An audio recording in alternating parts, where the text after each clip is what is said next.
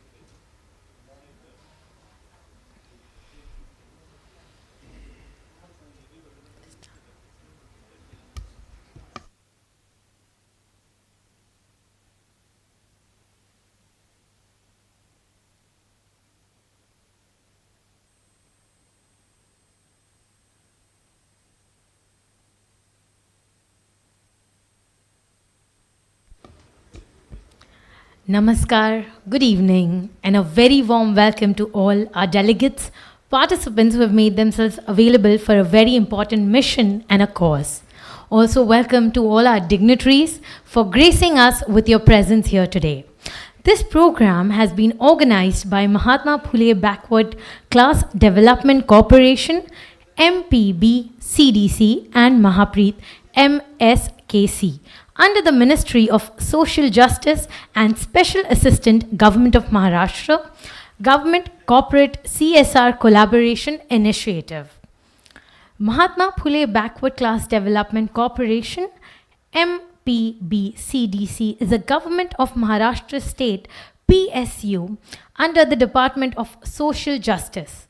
Its main objective is to bring about the economic upliftment of the economically weak families of the scheduled class and neo-Buddhist in the state of Maharashtra, and to provide financial assistance for self-employment under various schemes to uplift the living standards of the dependents of unsanitary cleaners.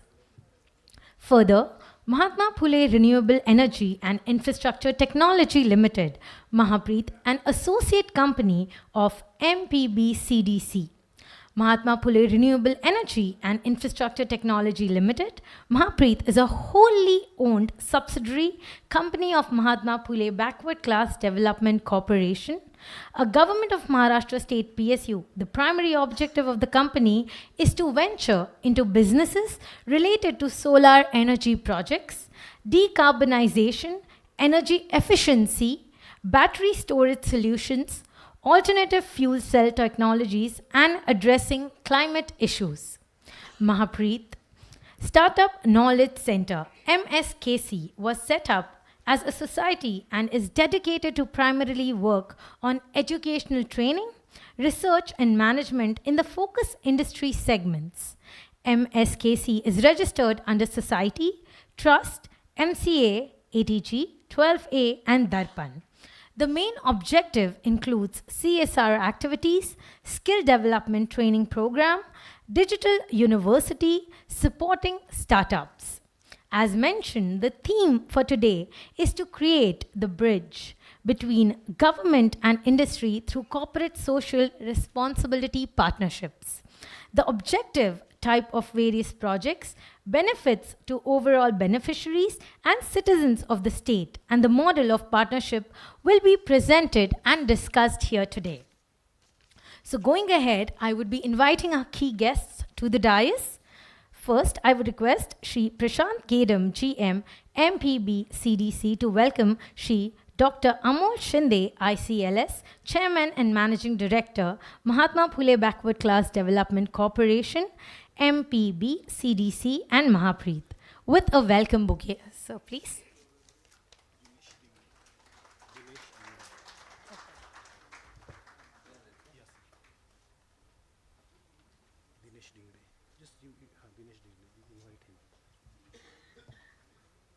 Next, I would request Shri Dinesh Dingle, Director Mahapreet, to please come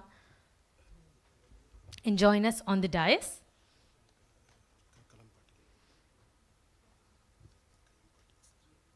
And I would request Shri Kalam Padal sir to please come and join us on the dais.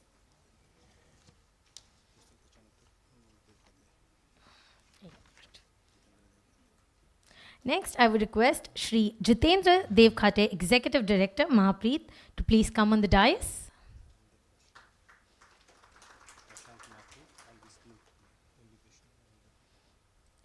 Next, I would request Shri Prashant Mathur to please come and join us on the dais.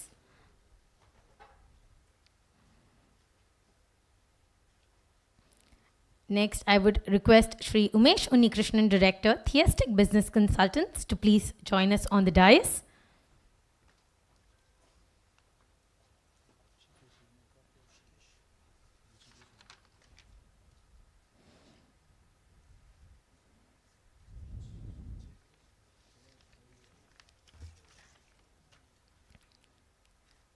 Next, I would request Shri Rishikesh Hambe, CEO, Merito, please come and join us on the dais.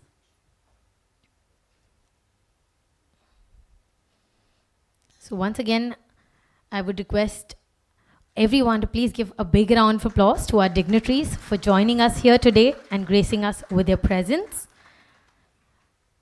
Once with the welcome bouquet, I would request everyone to please take a photo op on the dais.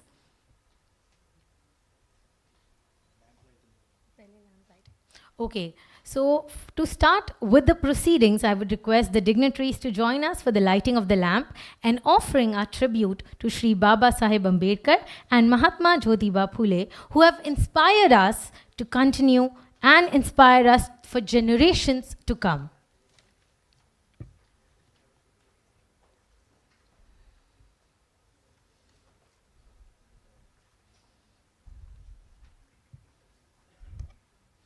तो हमारी भारतीय संस्कृति में कहते हैं कि हम हर शुभ काम की शुरुआत दिया जला कर करते हैं, तो उसी तरह आज की इस शुभ दिन की शुरुआत भी हम उसी तरह से करेंगे.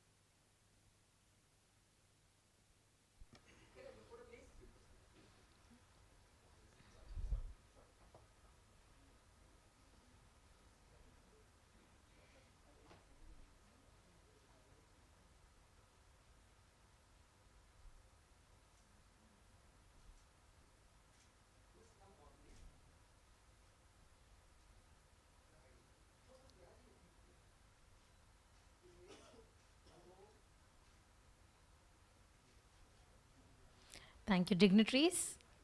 मैं आप सभी से रिक्वेस्ट करूंगी कि प्लीज़ आप लोग यहाँ पे बैठ जाइए, सारी सीट्स जो फ्रंट रो पे हैं।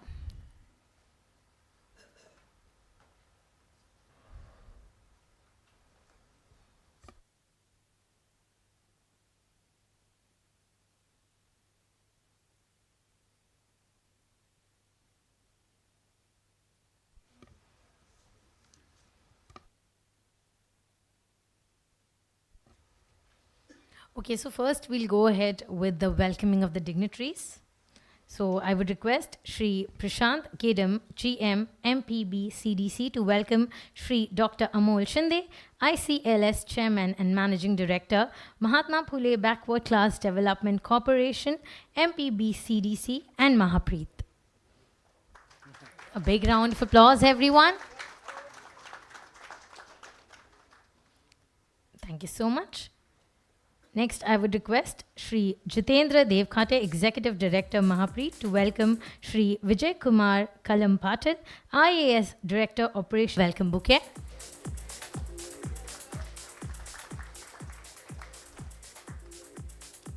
Thank you. Next, I would request Shri Rakesh Bed, DGM, MPBCDC, to welcome Shri Dinesh Dingle, Director, Mahapreet.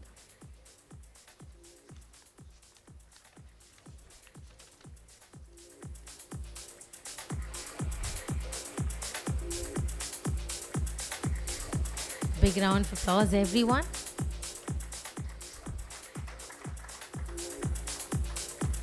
Thank you, sir.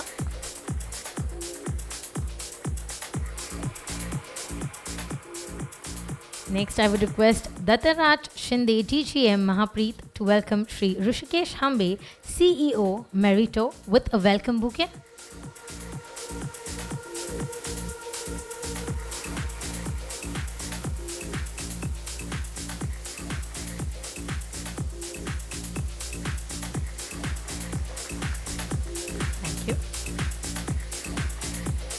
आगे बढ़ते हुए I would request Shri S.L. Gaikwad, GGM, MPBCDC, to welcome Shri Umesh Unnikrishnan, Director, Theistic Business Consultant, with a welcome bouquet.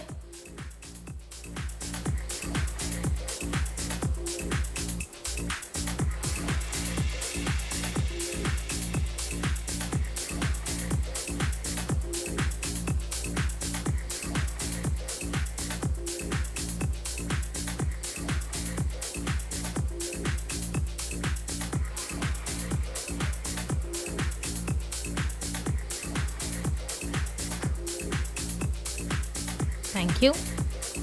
Next, I would request Shri Upendra Sontake, GM, CSR, Mahapreet, to welcome Shri Prashant Mathur, CEO, Society for Social Empowerment, with a welcome bouquet.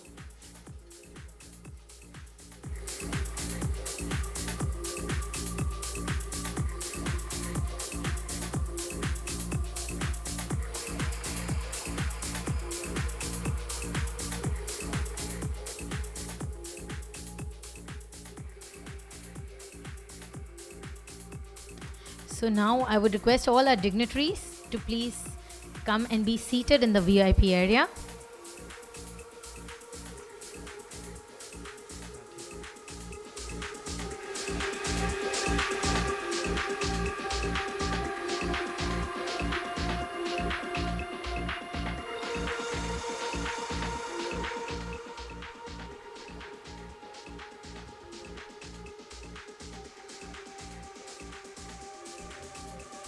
Moving forward, corporate social responsibility, or CSR, is a commitment by a corporation or group of corporations to join for various social causes. Government has brought various legislations and framework to promote these objectives. Companies take up CSR projects for various social welfare activities, which in turn is expected to drive growth of the nation towards achievement of sustainable development goals. Public-private partnership in the segment is transforming the way CSR is initiated and executed. Government of Maharashtra has been continuously engaging various partners towards implementation of such projects. Now, I would like to invite Shri Prashant Gedam, General Manager, MPBCDC, to present about MPBCDC and the objective of today's program. A big round of applause for him, everyone.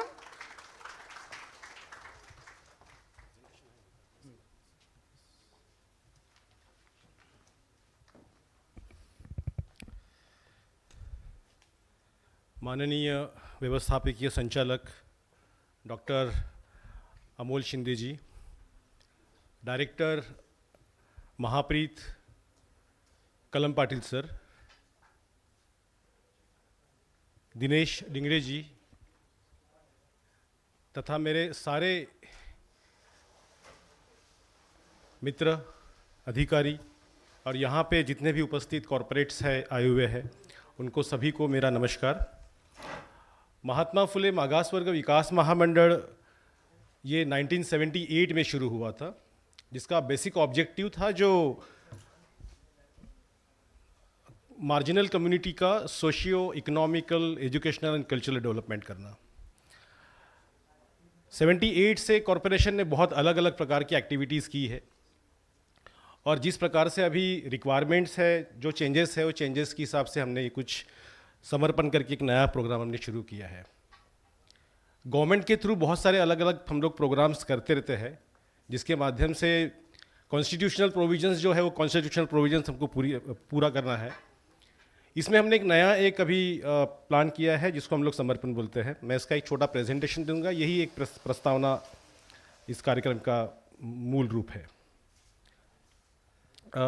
Government of Maharashtra के अंदर में social justice and special assistance department है, जो ministry of government of Maharashtra का है, जिसके तहत Mahatma Phule backward class development corporation का शुरुआत हुआ है। कॉरपोरेशन स्टेट गवर्नमेंट की अलग अलग स्कीम्स रन करती है। For example 50% schemes, margin money, direct finance, skill development. Government of India के national scheduled caste and finance development corporation, उसके तहत नेशनल सफाई कर्मचारी एंड फाइनेंस डेवलपमेंट कॉरपोरेशन, जो अलग अलग प्रकार के फाइनेंशियल सपोर्ट्स, ट्रेनिंग सपोर्ट्स बहुत मार्जिनल रेट ऑफ इंटरेस्ट के अंदर में हमको देते हैं, जो हम लोग बेनिफिशियरी के तक पहुंचाते हैं, जिससे उनका सोशियो इकोनॉमिक डेवलपमेंट हो, स्पेसिफिकली उनकी लाइवलीहुड डेवलपमेंट हो और साथ ही साथ में उनका हैप्पीनेस इंडेक्स हम लोग बढ़ाएं। कोविड के पीरियड में हमको कुछ समय मिला था, उस पीरियड में हमने महाप्रीत करके एक ऑर्गेनाइजेशन है, उसका एक सब्सिडरी शुरू किया है। उसकी डिटेल्स जो है, डिटेल्स में उसका प्रेजेंटेशन जो है वो हमारे माननीय कलम सर जो है वो इसके बाद में देंगे। इसकी डिटेल्स में अलग अलग प्रकार के जो रिन्यूएबल एनर्जीज़ के साथ में है, उसका डिटेल्स अलग से आएगा। इसके अलावा MSKC हमने एक अलग से प्लेटफॉर्म क्रिएट किया है, जो skill universities, digital universities, CSR, इस प्रकार की कोलैबोरेशन के साथ में हम लोग कॉरपोरेट्स और गवर्नमेंट मिलके कैसे काम करें, इसके लिए हमने ये MSKC का रजिस्ट्रेशन किया था,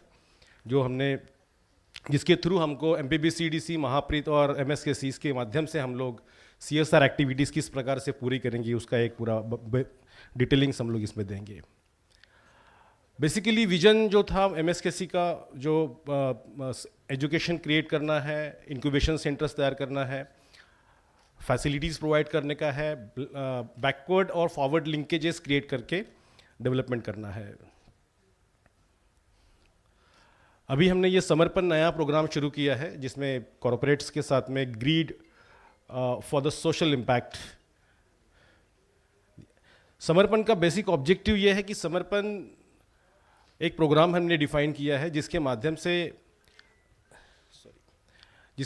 से हम लोग अलग एक्टिविटीज़ कर पाए। बहुत बार स्टेट के अंदर में कॉरपोरेट्स को प्लेटफॉर्म नहीं मिलते हैं जो ट्रांसपेरेंसी उपलब्ध करा के दे, जो कॉरपोरेट सोशल रिस्पॉन्सिबिलिटी की जो एक्चुअली भूमिका है, वो भूमिका सही तरीके से प्रेजेंट करे। गवर्नमेंट का साथ रहेगा तो सही तरीके से ट्रांसपेरेंसी से काम भी होगा और रिजल्ट ओरिएंटेशंस काम आएगा। साथ ही साथ में गवर्नमेंट में Mahatma Phule backward class development corporation के जो नेटवर्क्स है, करीब करीब महाराष्ट्र में every districts they have their own offices, जो रूरल में काम करते हैं। करीब करीब 20-25 साल के एम्प्लॉयज़ है, ऑफिसर्स है, they have the experienced challenges किस प्रकार से फेस किया जाता है, उसको किस प्रकार से सामने आके उनको सॉल्यूशन कैसे क्रिएट किया था, उसके एक्सपीरियंस स्टाफ हमारे पास में है। एमएसकेसी का जो सोशल इम्पैक्ट है सीएसआर का, वो इसके माध्यम से हम लोग अवेलेबल करा के दे सकते हैं।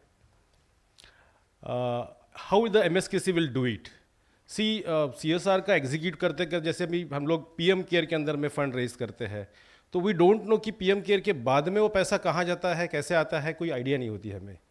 तो यहाँ पे हमने स्टेट ऑफ महाराष्ट्र के लिए एक ये एमएसकेसी के थ्रू सीएसआर कॉर्पोरेट के लिए हमने प्लान किया है। तो MSKC plan to achieve its object through the target projects, training program, seminar, skill development, entrepreneurship, workshops, collaborations है। बेसिकली जो भी प्रोजेक्ट्स रहेगा, इस प्रोजेक्ट के लिए हम लोग एक पीएमयू अपॉइंट करेंगे। तो जो भी प्रोजेक्ट्स हम लोग यहाँ पे एग्जीक्यूट करेगा, उसका प्रोजेक्ट मॉनिटरिंग यूनिट अलग से रहेगा जो मॉनिटरिंग का काम करेगा। सारे डिस्ट्रिक्ट ऑफिस के अंदर में डिस्ट्रिक्ट कमिटीज़ होती है, जिसके अंदर में डिस्ट्रिक्ट प्लानिंग कमिटीज़ के माध्यम से इनोवेटिव प्रोग्राम्स रन किए जाते हैं। तो हमारा इस प्रकार से दायित्व बनता है कि गवर्नमेंट ऑफ महाराष्ट्र MPBCDC सारे डिस्ट्रिक्ट कलेक्टर के साथ में कोऑर्डिनेशन करे, और जिस प्रकार से हर एक कैटेगरी के लिए कुछ रिजर्वेशन दिया जाता है। Normally for the schedule caste there are 2.5% का रिजर्वेशन है जो डिस्ट्रिक्ट प्लानिंग कमीशन के माध्यम से आता है। तो वो फंड और कॉरपोरेट का फंड मिलके हम लोग अलग से एक प्रोग्राम्स रन कर सकते हैं, जिसमें कलेक्टर लेवल पे भी काफ़ी अच्छे से मॉनिटरिंग हो पाएगी, और जो प्रोजेक्ट्स हम लोग अचीव करना चाहते हैं, जो कॉरपोरेट सोशल रिस्पॉन्सिबिलिटीज़ की जो दायित्वता है वो पूरा करना चाहते हैं, वो इसके माध्यम से हो सकती है। CSR प्रोजेक्ट के बाद में MPBCDC जो है वो सारे इंस्टीट्यूशंस को, गवर्नमेंट इंस्टीट्यूट्स को अलग से ट्रांसपेरेंसी प्रोक्योरमेंट कराएगा, जो प्रोक्योरमेंट के माध्यम से हम लोग वो पूरा का पूरा करेंगे। इसके लिए कम्प्लीटली डिजिटल प्लेटफॉर्म हम लोग देंगे, यानी रियल टाइम जो प्रोग्रेस हो रहा है उसके डिटेलिंग्स जो रहेंगे वो आपको कहीं भी अवेलेबल हो सकते हैं डिजिटल प्लेटफॉर्म की तरह से। इसके अलावा हर महीने में हम इसका एक बुलेटिन अलग से देंगे, जिसमें ये बुलेटिन जो है वो सारे महाराष्ट्र के अलग अलग कॉरपोरेट्स में, अलग अलग डिपार्टमेंट के अंदर में हम लोग भेजेंगे, जिससे जो भी हम लोग एक्टिविटी कर रहे हैं वो प्रॉपरली लोगों तक रीच हो और बाकी सारी इंफॉर्मेशन अवेलेबल हो।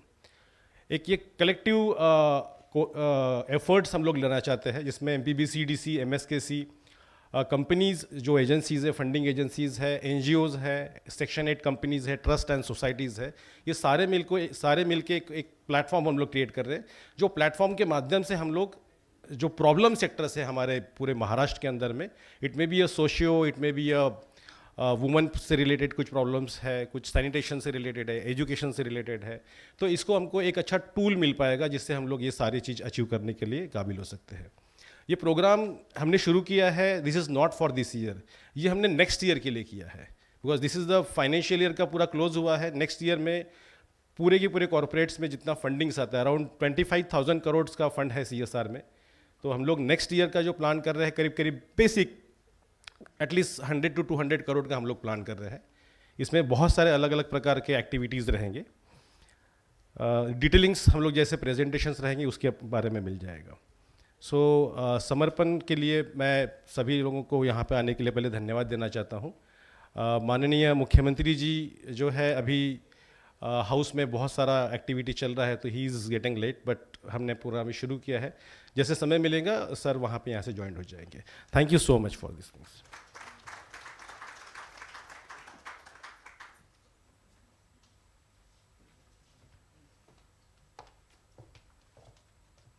Thank you, sir, for that excellent presentation and defining the objective and the way forward for today.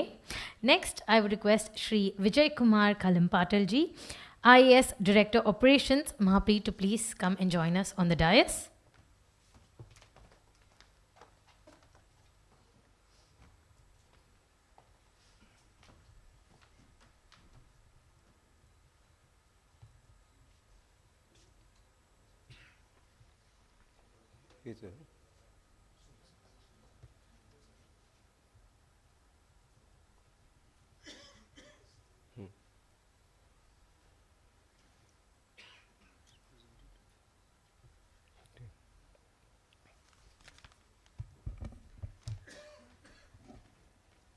आज या ठिकाणी महाप्रीतच्या आणि महात्मा फुले विकास महामंडळ यांच्या वतीने एक महत्त्वपूर्ण कार्यक्रम आयोजित केलेला आहे. त्याचं नाव आहे समर्पण.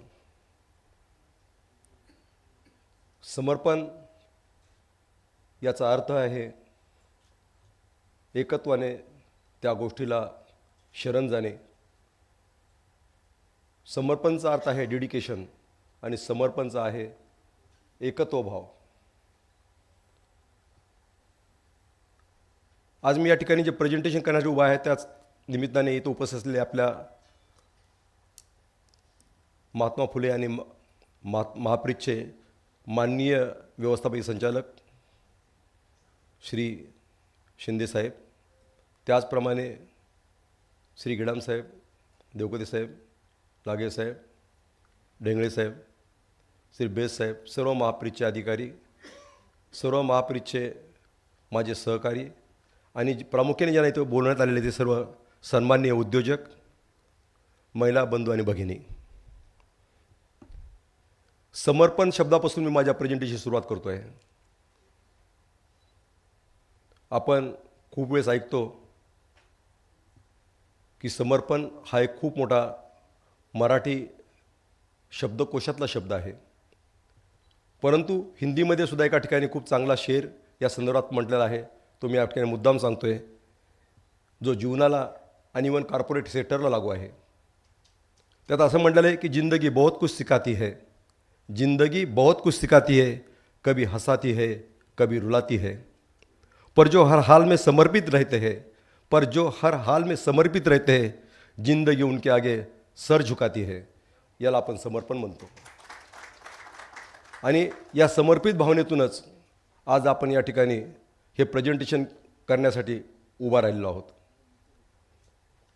महात्मा फुले विकास महामंडळ याची स्थापना जर आपण पाहिली तर आजपासून खूप प्रदीर्घ काळ पाठीमागे जावं लागेल. म्हणजे साधारणतः आपल्याला 41 ते 42 वर्षे पाठीमागे जावं लागेल. आणि महाप्रीतचं जर आपण इतिहास पाहिला तर आपण असं लक्षात येईल, एक लाईटनिंग स्पीडने पुढे आलेली संस्था ही महाप्रीत आहे. या महाप्रीतच्या अनुषंगाने जे काही मला या ठिकाणी सांगायचं आहे ते हे मी सांगू इच्छितो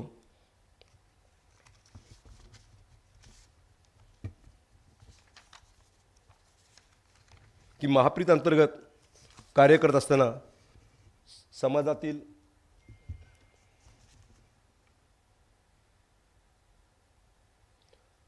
समाजातील काही प्रमुख उद्दिष्टांना समोर ठेवून आपण या महाप्रीतची या ठिकाणी स्थापना केलेली आहे.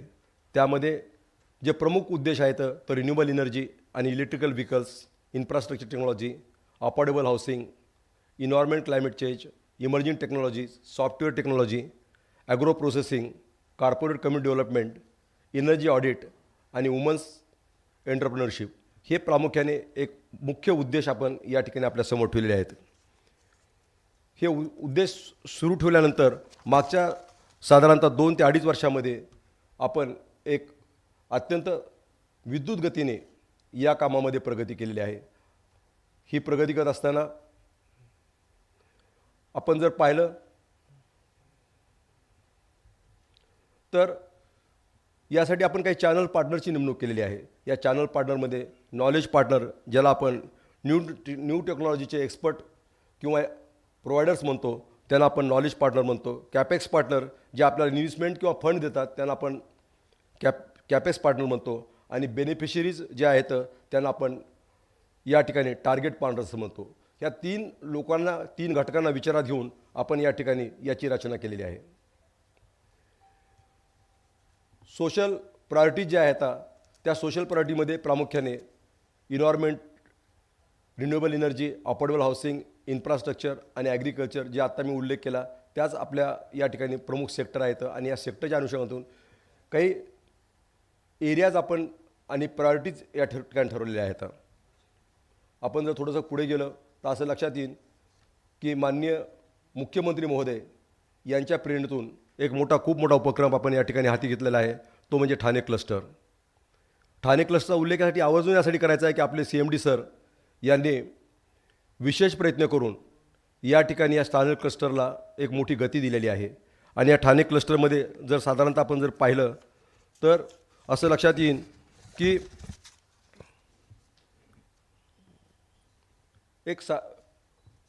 हा डेव्हलपमेंट प्रोजेक्ट आहे आणि यात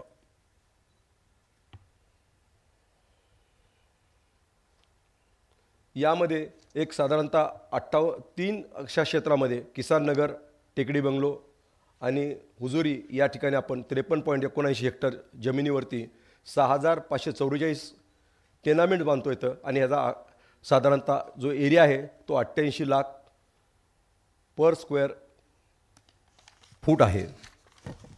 पुढे जर आपण थोडंसं पाहिलं तर हा जो नकाशा आपल्या पुढे दिसतोय या नकाशामध्ये एक रचना कशी राहील. हा ठाणे शहराचा मध्यवर्ती भाग आहे. जनरली आज आपण पाहिलं मुंबई आणि ठाणे किंवा ॲडजस्टंट MMR एरिया जो आहेत त्यामध्ये जागाही उपलब्ध नाही आहे. परंतु एक मोठा या ठिकाणी प्रयत्न करून आपण हे क्लस्टर डेव्हलपमेंट या ठिकाणी माननीय मुख्यमंत्री यांच्या प्रेरणेने आणि आपले जे असले CMD आहेत त्यांच्या सहकार्याने इथे आपण हा महत्त्वाकांक्षी प्रकल्प ठाणे महापालिकेवर पूर्ण करतो आहोत. महाप्रीच्या संदर्भामध्ये जे वेगळे अप्रोच आहेत त्या अनुषंगाने महाप्रीची जी भूमिका या ठाणे क्लस्टरमध्ये आहे ते एक इम्प्लिमेंट एजन्सीची आहे आणि गव्हर्नमेंटने आपल्याला एक इम्प्लिमेंट एजन्सी म्हणून या ठिकाणी जाहीर केलेलं आहे. 17 एप्रिल 2023 आपला या ठिकाणी MOU झालेला आहे ठाणे महापालिकेबरोबर आणि 2 ऑगस्ट 23 रोजी आपलं डेफिनेटिव्ह अग्रीमेंट झालेलं आहे. त्यानंतर आपण जर थोडंसं पुढे पाहिलं तर 2 प्रकारचे आपल्याला कन्सल्टंट नेमणं आवश्यक होतं. त्यामध्ये एक कन्सल्टंट जे आहेत जे कन्सल्टंट आहेत ते प्रिन्सिपल कन्सल्टंट आहेत आणि दुसरे कन्सल्टंट हे फायनान्शियल कन्सल्टंट आहेत. या दोन्हीची नेमणूक या ठिकाणी आपण केली आहे कारण कोणताही प्रोजेक्ट पूर्ण करण्यासाठी या 2 घटकांची आपल्याला नितांत आवश्यकता भासते. हा एक महत्त्वाचा प्रकल्प प्रामुख्याने आपले शिंदे सर जे आता जे CMD आहेत त्यांनी खूप प्रयत्नपूर्वक या ठिकाणी हा प्रयत्न केलेला आहे की ही establishment of distributed solar plants in Maharashtra हा जो MSKVYचा हा प्रोजेक्ट आहे हा प्रामुख्याने वेस्टर्न रिजनचा प्रोजेक्ट आहे ज्यामध्ये ठाणे, सोलापूर, सांगली, कोल्हापूर आणि पुणे या ठिकाणी आपण साधारणतः 100 मेगावॅट विद्युत निर्मिती करतो आहोत आणि ही विद्युत निर्मितीसाठी LOI हा ऑलरेडी आपण इश्यूड केलेला आहे. याचबरोबर आणखी काही बाबीमध्ये मागच्या 2 वर्षापासून महाप्रीत जे काम करतं आहे त्यामध्ये इलेक्ट्रिकल व्हेकल चार्जिंग इन्फ्रास्ट्रक्चर जे आहे हे खूप महत्त्वाची गोष्ट आहे. प्रामुख्याने ठाणे महापालिकेबरोबर आपले 30 इलेक्ट्रिकल व्हेकल चार्जिंग स्टेशन ठरलेले आहेत.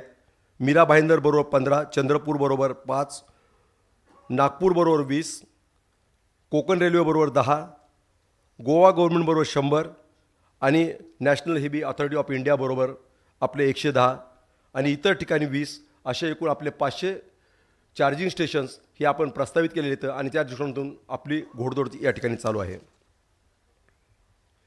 ही जी इमारत आपल्या समोर आहे ती आहे डिजिटल पार्क आणि डाटा सेंटरची. ठाणे जिल्ह्यामध्ये एक जांभूळ गाव आहे जे साधारणतः ठाण्यापासून 30 ते 32 किलोमीटर आहे. त्या ठिकाणी आपण एक खूप मोठा डिजिटल पार्क आणि डाटा सेंटर ह्या अलीकडच्या काळामध्ये उभा करतो आहे. यासाठी सुद्धा खूप मोठ्या प्रमाणामध्ये आपण पुढे पावलं उचलली आहेत आणि हा प्रकल्प देखील लवकरात लवकर पूर्ण करण्यासाठी आपण प्रयत्न करतो आहोत. इमर्जिंग टेक्नॉलॉजीमध्ये जसं यापूर्वी सांगितलं मी की 1 मेगावॅटचा ग्रीन हायड्रोजन प्लॅन्ट या बाबतीमध्ये आपण LOI दिलेला आहे आणि आपण बऱ्याच मोठ्या प्रमाणात त्या ठिकाणी काम केलेलं आहे. इम्प्रूव्ड कुक स्टोवच्या बाबतीमध्ये देखील आपण आत्तापर्यंत 18,000 इम्प्रूव्ड कुक स्टोव हा महाराष्ट्राच्या 13 जिल्ह्यामध्ये वाटलेले आहेत आणि आता फक्त 3,000 इम्प्रूव्ड कुक स्टोव हे आपले वाटप शिल्लक आहे. त्यामुळे हे एक ग्रीन एनर्जीच्या दृष्टिकोनातून एक महत्त्वाचं पाऊल आहे. महागुनी ट्री प्लांटेशनच्या बाबतीमध्ये देखील आपण 1,000 एकरवरती हा महागुनी ट्री प्लांटेशन प्रोजेक्ट या ठिकाणी घेतो आहोत. इलेक्ट्रिकल सेफ्टी ऑडिट हे जे आहे ते आपण पिंपरी चिंचवड महापालिकेबरोबर प्रामुख्याने या शेवटच्या टप्प्यामध्ये या ठिकाणी आपण आलेलो आहोत. CBG आणि CNG प्लॅन्ट जे आहे त्याबद्दलही आपण काम केलेलं आहे. IIT बॉम्बे बरोबर आपण एक कार्बन कॅप्चर क्रेडिट मेकॅनिझमच्या बाबतीमध्ये MOU केलेला आहे 4 ते 5 महिन्यापूर्वी आणि त्या अनुषंगाने आपलं काम चालू आहे. आणि मेकॅनिकल बॅटरी जे ग्रीन एनर्जी आहे त्यामध्ये आपण बऱ्याच प्रमाणे मोठी प्रगती केलेली आहे. हे जे चित्र आहे ते मुंबई शहराचं चित्र आहे, आपल्यासमोर जे आता आहे. त्यामध्ये पी नॉर्थ वॉर्ड हा प्रामुख्याने दाखवलेला आहे. महापालिकेमध्ये एकूण 24 वॉर्ड्स आहेत. त्या 24 वॉर्डपैकी मलाड हा जो एरिया आहे त्या ठिकाणचा असणारा हा पी नॉर्थ वॉर्ड आहे. या पी नॉर्थ वॉर्डमध्ये आपण पायलट प्रोजेक्टवरती मँग्रो फाउंडेशनच्या मदतीने एक लिगसी वेस्ट आणि म्युन्सिपल वेस्टच्या बाबतीमध्ये हे काम केलेलं आहे. आणि अशा प्रकारचे 13 प्रकल्प आपण या महापालिका क्षेत्रामध्ये हाती घेतो आहोत. आणि मोठ्या प्रमाणात रिमूव्हल ऑफ लिगसी वेस्ट हे या ठिकाणी आपण काम करतो आहोत. हे चित्र परत रिपीट झालेलं आहे. वर्ल्ड इकॉनॉमिक फोरमच्या बाबतीमध्ये एक अभिमानाने सांगायची गोष्ट या ठिकाणी आहे की नुकतंच दावोस येथे स्वित्झर्लंडमध्ये आपण जे एक आंतरराष्ट्रीय फायनान्स परिषद झाली होती त्यामध्ये भाग घेतला होता. आपले सन्माननीय जे VCMD आहेत आणि महाप्रीची जी टीम आहे ती सर्व त्या ठिकाणी उपस्थित होती. आणि योग असा होता की सन्माननीय मुख्यमंत्री महोदय हे देखील त्या ठिकाणी उपस्थित होते. या ठिकाणी आपण काही महत्त्वाचे MOU केलेले आहेत. कारण कोणतेही गुंतवणूक आणणं ही खूप महत्त्वाची गोष्ट असते. आणि गुंतवणूक आणण्यासाठी आपण जे पावलं उचललेले आहेत त्यामध्ये पहिला जो आहे हिरो फ्युचरचा जो प्रोजेक्ट आहे तो $1000 मिलियन असून यामध्ये इमर्जिंग टेक्नॉलॉजी यासारख्या गोष्टीचा समावेश या ठिकाणी आपण केलेला आहे. दुसरा जो आपला प्रोजेक्ट आहे त्यामध्ये MOU आहे तो ग्रीन एनर्जीच्या बाबतीमध्ये आहे, जो की जर्मन प्रोजेक्ट आहे. $5000 मिलियन हा प्रकल्प असून यामध्ये रिन्युएबल एनर्जीचाच हा प्रोजेक्ट आहे. इथे आपण जर थोडंसं बारकाईने बघितलं तर आपल्याला अभिमान वाटेल की मुख्यमंत्री महोदय देखील बऱ्याचशा फोटोमध्ये आपल्याला दिसता येतं. तर हा USD हा जो प्रकल्प आहे हा देखील $500 मिलियन प्रकल्प असून यामध्ये पॉवर जनरेशन आणि लोड मॅनेजमेंटच्या बाबतीमधला हा प्रकल्प आहे. VHM फंड जो आहे हा प्रकल्प देखील $500 मिलियन प्रकल्प आहे. असे अनेक प्रकल्प साधारणतः 72,000 करोड रुपयाचे MOU आपण या ठिकाणी केलेले आहेत. आणि या 72,000 करोड रुपयाच्या MOUमधून एक महाप्रीतला ज्याला आपण असं म्हणतो की नवरत्न अशी उपाधी सन्माननीय मुख्यमंत्री महोदयांनी या अनुषंगाने आपल्याला दिलेली आहे. ही एक मोठी अभिमानाची गोष्ट आहे. आता आपण थोडंसं जर महाप्रीतने या संदर्भामध्ये MSKC जे एक आपलं ट्रस्ट आहे ते आपण ट्रस्ट रजिस्टर्ड केलेलं आहे. या ट्रस्टचा उद्देश आहे की समाज उपयोगी जे काही CSRमधून आपल्याला पैसा प्राप्त झालेला आहे, होत आहे आणि होणार आहे यासाठी ॲक्टिव्हिटीज करणं. हा MSKC हे रजिस्टर्ड ट्रस्ट आहे. आणि या MSKC ट्रस्टच्या अंतर्गत आपण प्रामुख्याने promote vocational education and social upliftment among the backward class community हे आपला उद्देश समोर ठेवलेला आहे. आणि संपूर्ण देशभर ज्याला आपण नॅशनल रिजन म्हटलेलं आहे, संपूर्ण देशभर हे आपण MSKCद्वारे काम करणार आहोत. काही ऑब्जेक्टिव्ह जे या ठिकाणी आपण समोर ठेवलेले आहेत हे चित्ररूपाने आपल्यापुढे मांडण्याचा प्रयत्न केलेला आहे. CSRच्या ज्या ॲक्टिव्हिटीज आहेत त्या CSRच्या ॲक्टिव्हिटी करणं हा प्रामुख्याने MSKCचा मुख्य उद्देश आहे. एकूण 33 प्रकारचे उद्देश ह्या MSKCमध्ये समोर ठेवलेले आहेत. त्यातले प्रमुख 4-5 उद्देश मी आपल्यापुढे या ठिकाणी मांडतो आहे. तर त्यातला जो आहे तो स्किल डेव्हलपमेंट आणि ट्रेनिंग प्रोग्राम हा ग्रामीण भागामध्ये आणि शहरी भागामध्ये लोकांना स्वयंरोजगार आणि रोजगार निर्माण करण्यासाठी आपण या ठिकाणी करतो आहोत. डिजिटल युनिव्हर्सिटीचं आपले खूप मोठं स्वप्न आहे. त्या अनुषंगाने देखील आपण या ठिकाणी बरेचसे पुढचे पावलं उचललेले आहेत.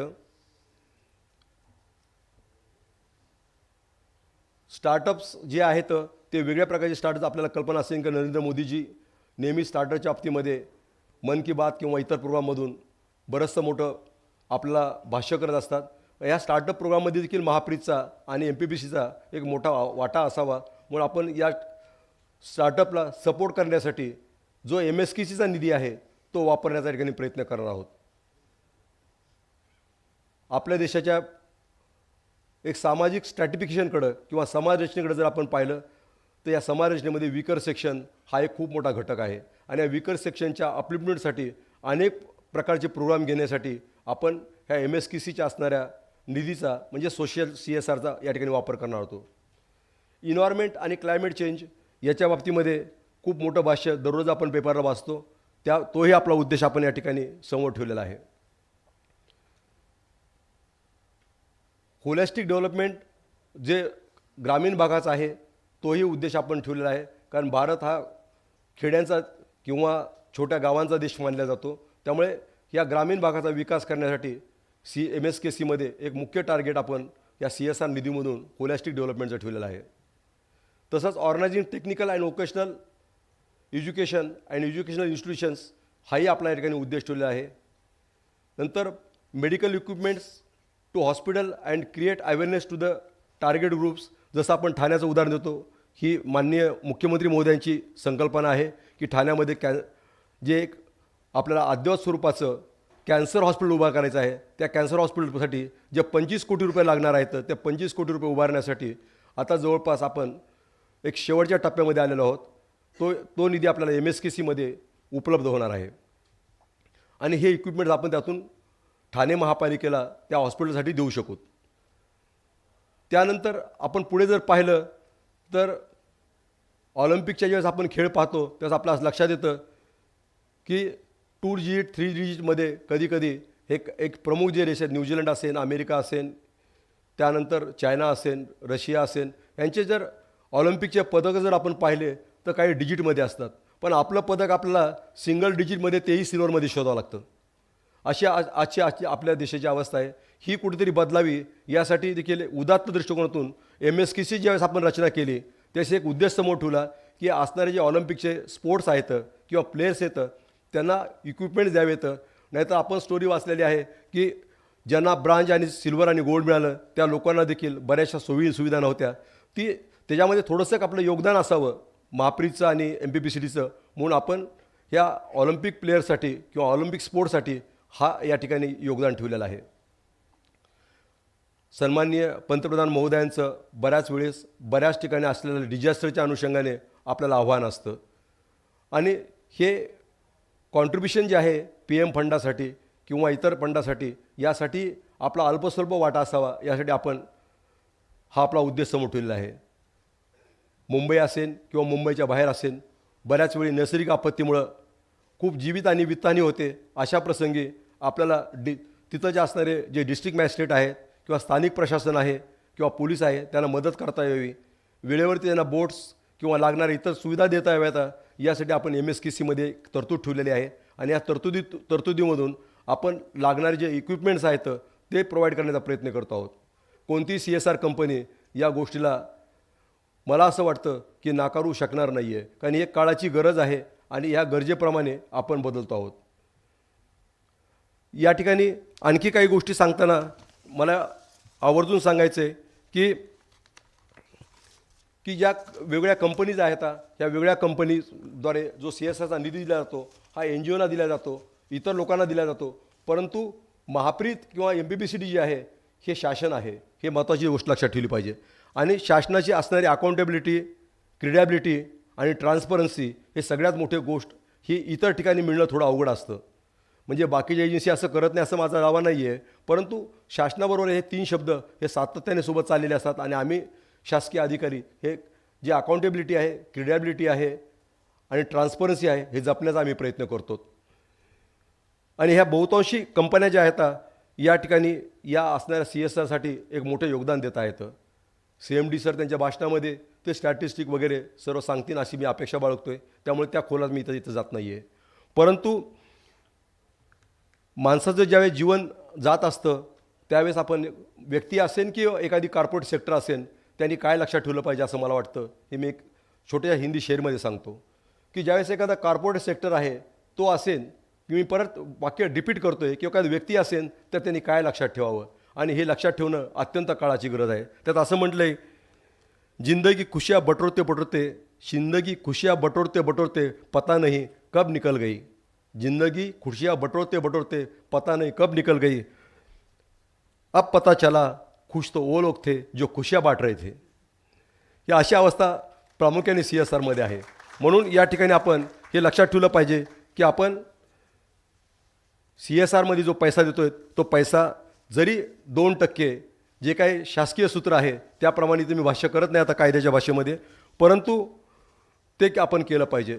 आणि शेवटी मी एकच गोष्ट सांगेन की महाप्रीत जी आहे किंवा MPBCD जी आहे ही शासकीय संस्था असल्यामुळे आणि उद्देश समोर ठेवलेले एक उदात्त आणि एक भव्य अशा सामाजिक संरचना आणि सोशल स्ट्राटा या दृष्टिकोन असल्यामुळे आपण जर या ठिकाणी तशा प्रकारचा CSR निधी दिला तर निश्चितच आपण काम करू शकतो. जसं एखादा सैनिक एखाद्या बॉर्डरवरती लढत असतो आणि लढताना तो एक समर्पित भावनेने लढतो, तसं प्रत्येक व्यक्तीने कंपनीने एक समर्पित भावनेने काम करायला पाहिजे. म्हणून माझ्या या असणाऱ्या प्रेझेंटची शेवटी मी एक सैनिकाची भावना तुम्हाला व्यक्त करतो. ही सैनिकाची भावना ही तुमची माझीही भावना आहे. असं काही नाही आहे की सैनिकाचीच भावना आहे. प्रत्येक कंपनीच्या असणाऱ्या CEO, CMD, प्रेसिडेंट किंवा इतरांची देखील हीच भावना आहे. परंतु एक सैनिकाची भावना आपण यासाठी सांगतो की एक तिथं जिंदात दिली असते. या जिंदात दिलीमध्ये एक खूप मोठा फोर्स असतो आणि हा फोर्स जर आपल्याला बघायचा असेल तर असं म्हटलेलं आहे की तपती धूप में जल के देख लेना, कभी तपती धूप में जल के देख लेना, कैसी होती है हिफाजत मुल्क की सरहद पर जाके देख लेना. कैसी होती है हिफाजत सरहद की, सरहद पर जाके देख लेना. कितना मज़ा आता है समर्पण में दोस्त, कितना मज़ा आता है समर्पण में दोस्त, कभी मुल्क के लिए समर्पण एक बार करके देख लेना. अशी ही एकंदरीत अवस्था आहे. म्हणून शेवटी आपण माझं प्रेझेंटेशन शांतपणे ऐकलं यासाठी निश्चितच मी आपल्या सर्व कॉर्पोरेट सेक्टरच्या असणाऱ्या प्रतिनिधीचा या ठिकाणी आभार व्यक्त करतो. आणि शेवटी एवढंच म्हणेन की व्यक्ती असेल, कंपनी असेल किंवा अन्य काही असेल त्यांना माझ्या या ठिकाणी प्रास्ताविक स्वरूपातल्या किंवा प्रेझेंटेशन स्वरूपातल्या शुभेच्छा मी असं म्हणेन कि जीवन में छाई रहे बहार, बगिया फूलों की खिलती रहे. जीवन में छाई रहे बहार, बगिया फूलों की खिलती रहे. जीवन के हर मोड़ पर आप सबको सफलता मिलती रहे. जय हिंद, जय महाराष्ट्र.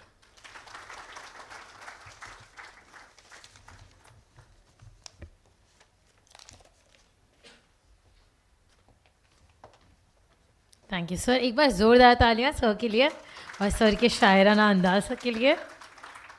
सो अब हम रिक्वेस्ट करेंगे समर्पण पे जो AV है वो प्ले की जाए please.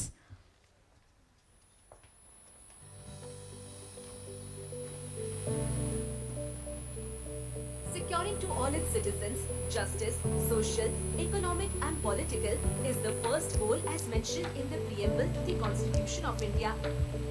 An equitable and just society with an opportunity of growth and development for every section of the society is the fundamental foundation for the overall development of an ideal society and progress of the country. While most of the scheduled caste welfare schemes were centered around individual beneficiaries, there is a need for integrated development of the SC clusters. Maharashtra, a state with around 11 crore citizens, has a sizable population of marginal class community. Maharashtra is a goal-oriented state and aims to strive for securing the welfare of people. Though legal department of the government has various initiatives and scope for the citizens of the state, there has been a lack of awareness about legislations and rights within the backward class communities. This requirement for a dedicated channel was taken up by the Social Justice and Special Assistance Department. Mahatma Phule Backward Class Development Corporation or MPBCDC was established on July 10, 1978 under the Social Justice and Special Assistance Department, Government of Maharashtra. The authorized share capital of the corporation is ₹1,000 crores with 51% share capital owned by the state government and 49% share capital by central government. The vision of MPBCDC is the upliftment and welfare of the backward classes in collaboration with the government, statutory bodies, companies, partner organizations, individuals or through such organizations. Additionally, the vision involves planning, operating, assisting, advising, providing financial support, ensuring protection and undertaking activities in various sectors including small businesses, building infrastructure and other allied activities as well as in medical, engineering and agriculture. Various activities and engagements including seminars and conferences, training workshops, MOU signing with partners, industry engagements are organized by MPBCDC. MPBCDC successfully executing their mission to provide financial assistance to the economically weaker sections of the scheduled castes and neo-Buddhists living below the poverty line for self-employment under various schemes to uplift the living standards of the dependents of Safai Karmacharis, reaching out to more than 10 lakh beneficiaries. MPBCDC is leading various central government schemes like Pradhan Mantri Anusachit Jati Jati Abhyuday Yojana, PM Ajay, a 100% centrally sponsored scheme. PM Ajay projects worth 300 plus crores have been approved to MPBCDC to develop infrastructure, skill development programs and income generation activities. The projects are expected to provide sustainable livelihood and add to the happiness index. Mahatma Phule Renewable Energy and Infrastructure Technology Limited, Mahapreet, an associate company of MPBCDC, has been established by the government. Mahapreet focuses on various segments of industry projects. Mahapreet Startup Knowledge Center (MSKC) was set up as a society with specific objectives. MSKC has initiated the Government Corporate CSR Collaboration Initiative. Corporate Social Responsibility or CSR is a collective responsibility to build a society that supplements the government efforts and is arguable the best and most effective ways to deliver social objectives. MPBCDC and MSKC, along with Social Justice and Special Assistance Department, has developed a government corporate CSR collaboration initiative to partner with various industries, corporates and not-for-profit organizations to launch Samarpan, geared for social impact. Through Samarpan, the government intends to act as a nodal agency and present the various existing and potential project opportunities for partnerships with the industry. Taking various feedbacks on the requirements, MPBCDC and MSKC is in the process of curating various socio-impact projects in the following areas: poverty alleviation and malnutrition eradication, holistic development of Safai Karmacharis, education and school infrastructure, skill development and capacity building, water and sanitation, hygiene and healthcare, women empowerment, entrepreneurship and self-employment, information technology, artificial intelligence, emerging technologies, soil conservation and agro-process value chain development, domestic and international market linkages, Mahapragati, empowerment of Divyangjan, empowerment of transgenders, environment, forests and climate change, adoption of aspirational districts, villages and gram panchayats, citizen awareness campaigns, road safety, financial literacy. Through Samarpan, we intend to conceptualize, initiate, execute and monitor the projects through our resources and our network across various segments. By MPBCDC and MSKC through Samarpan, we welcome all the stakeholders of the society and ecosystem partner of various industries to partner us in the mission towards developing and delivering the desired social impact to ensure the contributing of backward class communities also towards the growth of the nation.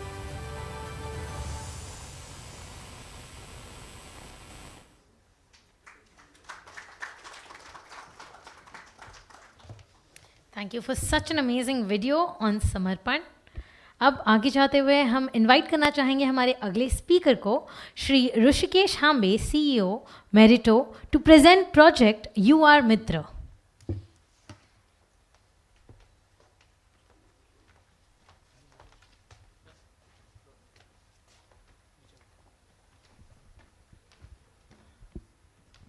नमस्कार।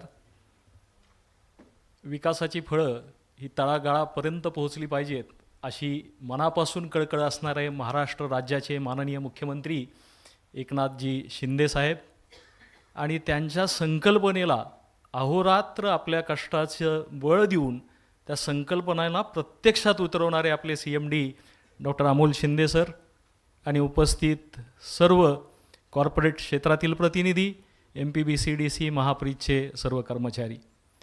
खरं पाहता समर्पणची सुरुवात you R मित्र या प्रोजेक्टनं आपण करतो आहे आणि या पुढच्या 5-6 प्रेझेंटेशनमध्ये 8-9 प्रेझेंटेशनमध्ये आपण की ज्या ठिकाणी कॉर्पोरेट सोशल रिस्पॉन्सिबिलिटीतनं म्हणजे गव्हर्नमेंट एका साईडला आणि कॉर्पोरेट्स दुसऱ्या साईडला असं हँड इन हँड काम होऊ शकतं अशी काही निवडक प्रोजेक्ट्स आम्ही निवडलेले आहेत आणि त्या प्रोजेक्टचं आपण आता सादरीकरण करणार आहोत आणि याची सुरुवात आपण यू आर मित्र या प्रोजेक्टपासून करतो आहे।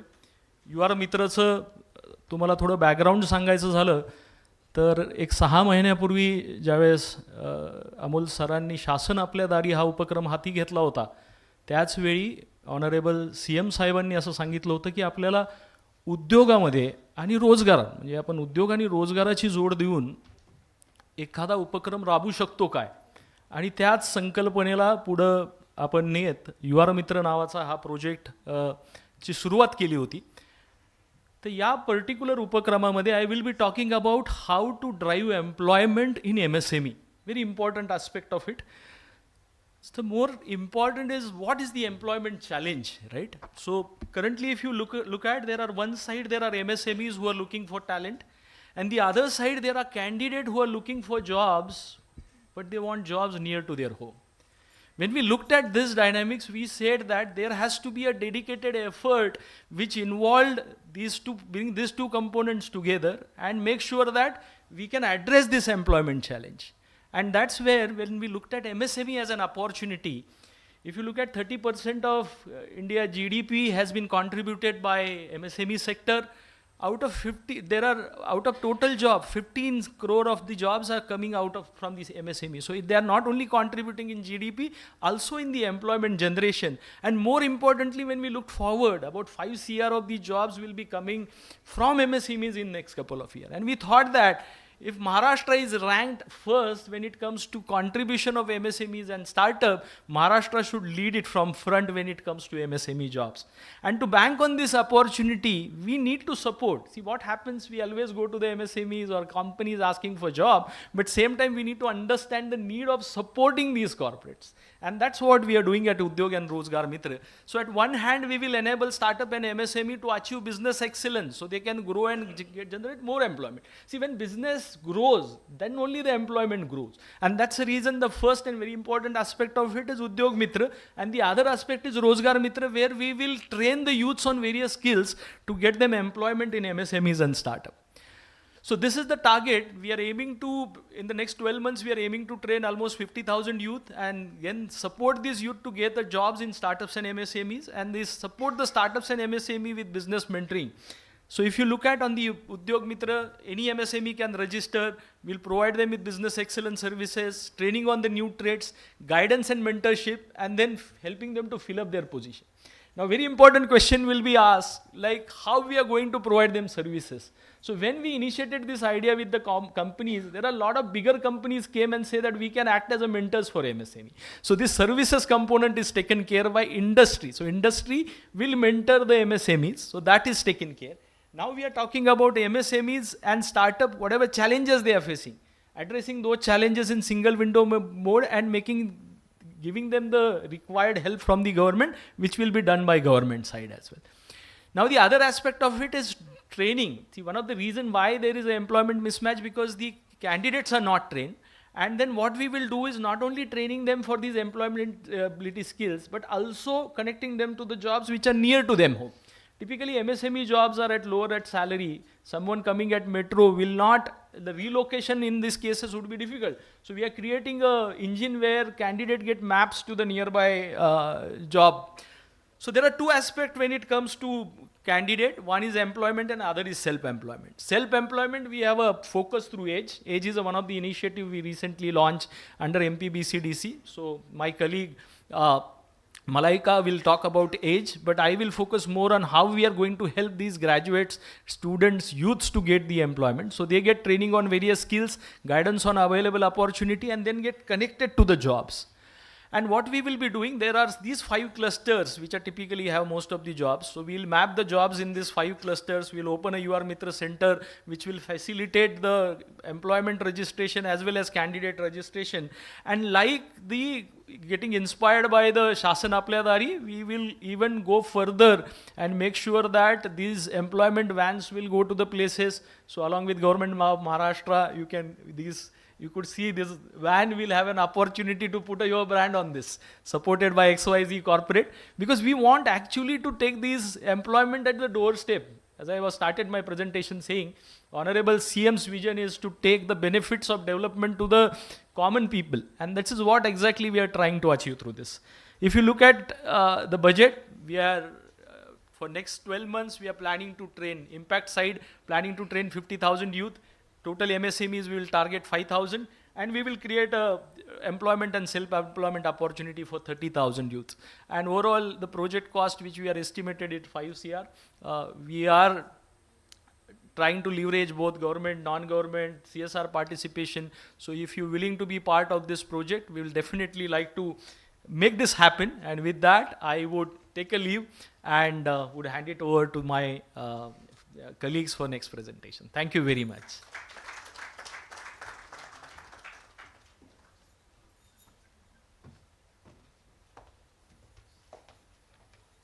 So next, I would invite Ms. Malaika Fernandez to present Project Edge.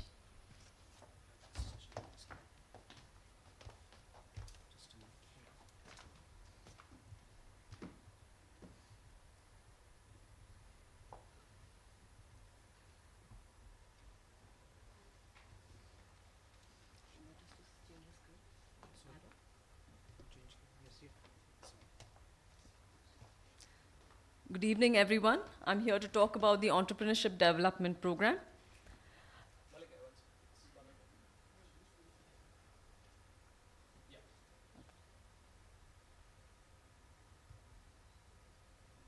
Yeah, hi. All right. So we're talking about the Entrepreneurship Development Program. So the current scenario today is that there's a lack of employment opportunities and there's a limited set of opportunities in the government and private sector. And this is creating a new wave and a new interest in entrepreneurship throughout the country, but they lack training and the necessary guidance for the same. In the startup space, if we see, there is an urban and rural gap that is very visible. According to the Ministry of Commerce, 50% of startups registered are from the Tier 2 and Tier 3 cities. However, the funding pattern does not align with that. The funding for the startups mainly comes from the metros. The Tier 2, Tier 3 cities do not benefit and lose due to the lack of a supportive ecosystem. The other challenge that startups are facing is the sectoral divide. So the startup funding in India is mostly dominated, as is visible to all of us in the metros, in technology services, e-commerce, and fintech ventures. The ones that get left behind are the more significant and potentially conducive clean tech, agriculture, as well as food processing. As is visible, out of the 112 unicorns in this country, only one startup was from the clean tech space this year. Only 5% of the total startups fall under the agricultural sector.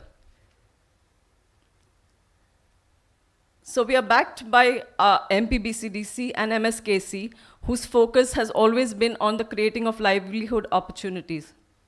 MPBCDC has entered in an MOU with STPI for supporting 50 entrepreneurs at STPI's newly launched incubation center at Nagpur.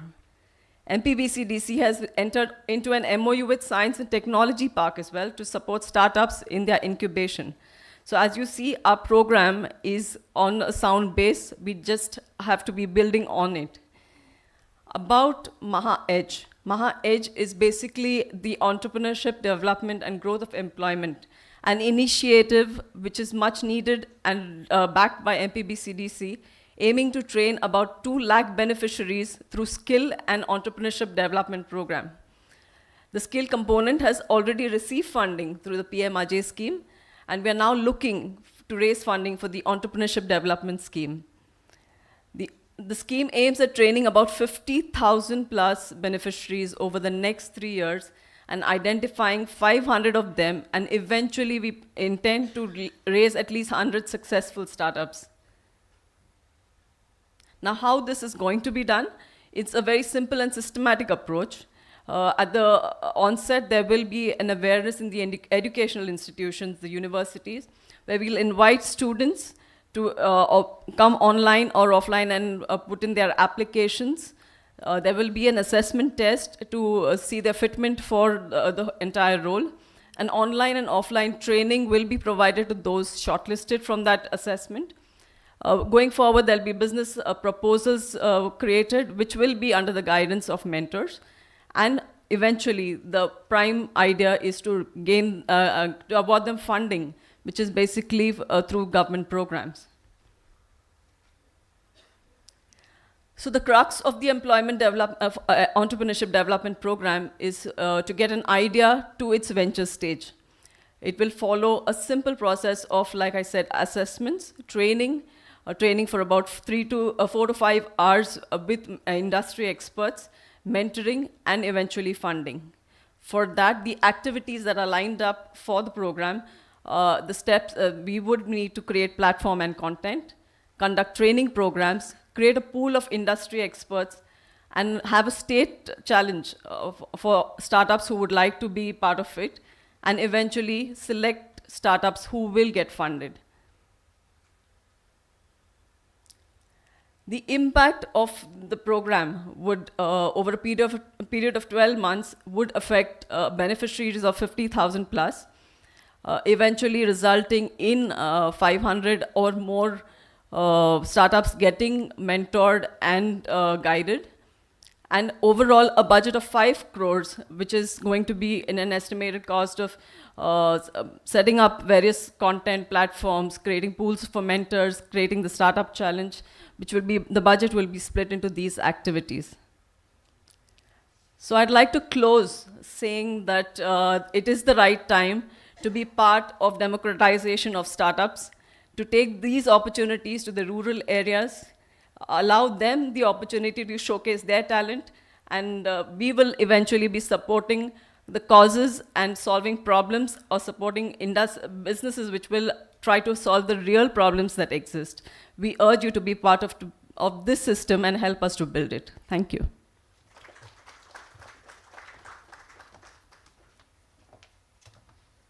Thank you so much. Once again, a big round of applause for her, everyone. Moving ahead, हमारे अगले speaker को invite करना चाहूँगी मैं, Shri Shubhan Walde, technical analyst, Mahapreet, to present project cyber safe edu.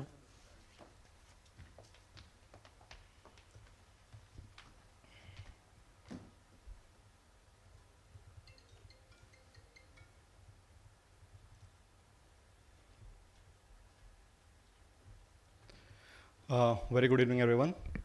I'll be talking about the project in education sector, which is cyber safe education.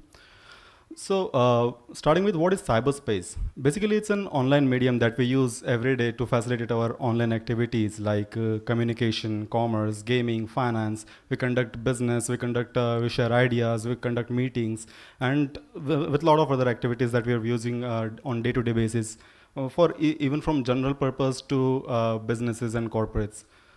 In India, there are about 70 crore people using internet, and this number is growing at a rapid pace. About 4,500 of UPI transactions are carried out every second in India. So all this being a very positive side toward the vision of digital India, there are also some downsides to it. Out of the total global cyber attacks, about 13.7% of cyber attacks are targeted in our country. The financial sector faced about 4,400 of cyber attacks in last year, 2023. The online financial fraud of about 5,500 CR was committed in the year of 2023, which is double than what was in 2022. So all this is a very concerning. It's a very concerning topic, and we really need to take safety measures for this. So out of all the states, these are the major states where most of the cyber attacks are detected, with Maharashtra being largest in volume in number of cyber attacks detection.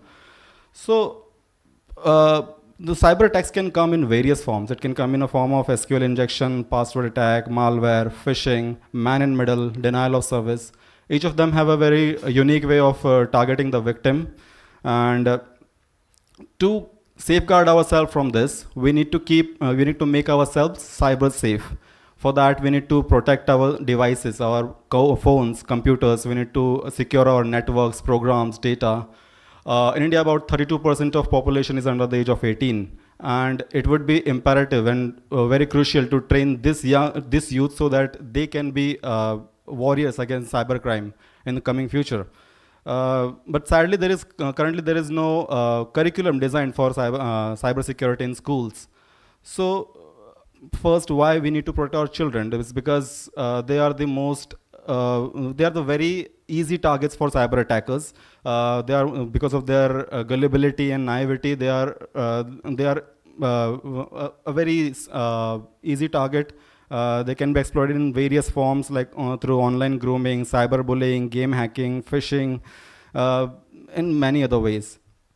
So to tackle this program, we are actually going to train the teachers in cybersecurity in the domain of social media, cyber frauds, payments, incident reportings. We are going to train them in fundamentals of cybersecurity, social media, e-payments, social engineering, and reporting of online frauds with common case studies.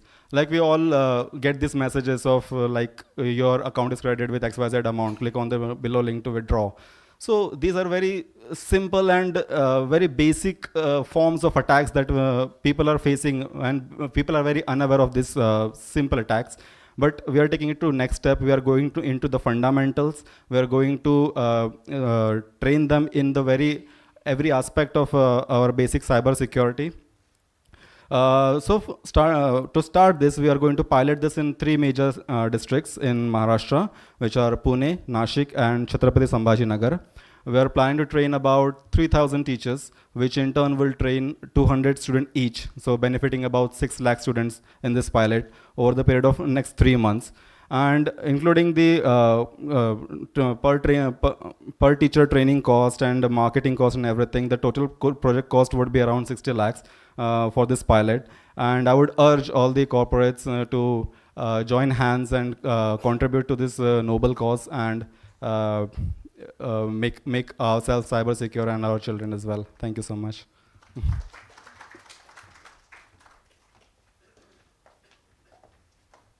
Thank you so much. Next हमारे speaker है Shri Danish Raza, technical adviser Mahapreet, to present the project empower self help groups.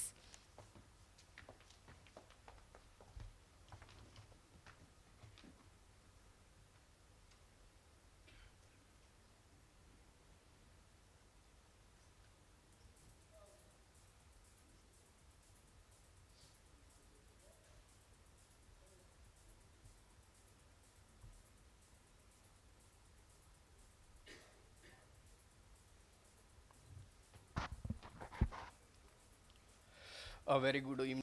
So, if you look back at Maharashtra history, you will discover numerous tales of change brought about by communities working together. Self-help groups born out of necessity have emerged as a powerful tool for change, making a positive difference in communities everywhere. In Maharashtra, the total number of self-help groups are more than 6 lakhs plus. They are positively affecting the lives of more than 6 million people. These groups don't just help financially, they also encourage small businesses and make the farming better. So at the heart of this transformation lies the woman, with over 6 million actively involved in these groups over the past years. Their participation helps them learn new skill and become financially independent, benefiting about 24 million people altogether. Self-help groups also help improve society by promoting gender equality and helping marginalized communities. NABARD, which is at the center of self-help group revolution in the country, the data shows that the self-help group do more than just help economically. They also empower entire communities to develop and grow. Challenges and opportunities are two faces of the same coin. In the context of self-help groups, they have opportunities to grow and adapt. With your financial investment and your time. Many struggle to sell their products, and lots of members need hand-holding, training, and training for the technologies and latest digital literacy and financial awareness. These challenges affect many people who depend on self-help groups for jobs and income. So to tackle these challenges, we have created a training program called the Train the Trainer program. Our goal is very clear. The goal is to empower 40,000 self-help groups leaders, known as Prerak, across 36 districts. This program aims to help them earn more and expand their reach. First, we will find expert trainers in areas like connecting with the market and understanding finances. So basically, we will create an implementing structure where we can find a trainer who already have some knowledge of basic awareness of the financial and marketing strategies. Then we do the upskilling of those trainers. After the upskilling, the whole collaborative effort from the district to all across the district help them train 100 beneficiaries per Prerak. So the training session, if we deep dive into the training session, we will conduct intensive 3 days session with 100 prereqs in each batch, providing theoretical insight, practical exercises, and group discussion. We will ensure suitable infrastructure at district headquarters for this session. Following the training, there will be a 6-month hand-holding periods to help leader implement what they have learned. So this is the overall overview of the program. The duration of the program will be 8 months, and the number of target districts will be 36. And to help and have focus on every prereq, we are limiting the batch size for 100 per batch. So this is the overall, if you see the number of beneficiaries from 40,000 prereqs goes to the benefit goes to the 40 lakh beneficiaries. So this is the glimpse of a training program which is designed to comprehensively address the challenges faced by self-help groups in Maharashtra. The day one focuses on understanding the market dynamics in Maharashtra. The objective is to equip the participant with effective product presentation skill. Then moving on to the next action planning, so that we help them plan what will the course of action over the next 6 months, and we will provide continuous monitoring and support to these as self-help group members. So as we talk about the impact and funds we need, it is important to realize that the true significance of our effort does not lie in these numbers. Remembering the words of Swami Vivekananda, there is no chance for the welfare of the world unless the condition of woman is improved. He gave the analogy by quoting that a bird cannot fly with a single wing. So esteemed guests, in front of you are numbers but potential empowerment stories. Each beneficiary represents a story of empowerment waiting to unfold. We invite you to be a part of this journey.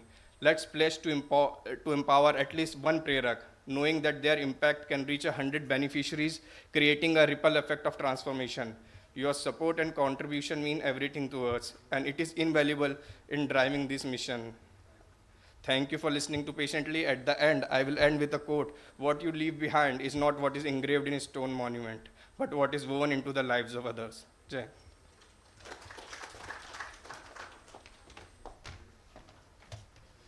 Thank you so much. Moving ahead, हम invite करेंगे हमारे next speaker को, Shri Vikram Sarap from science technology park, to present project specialised wheel chair.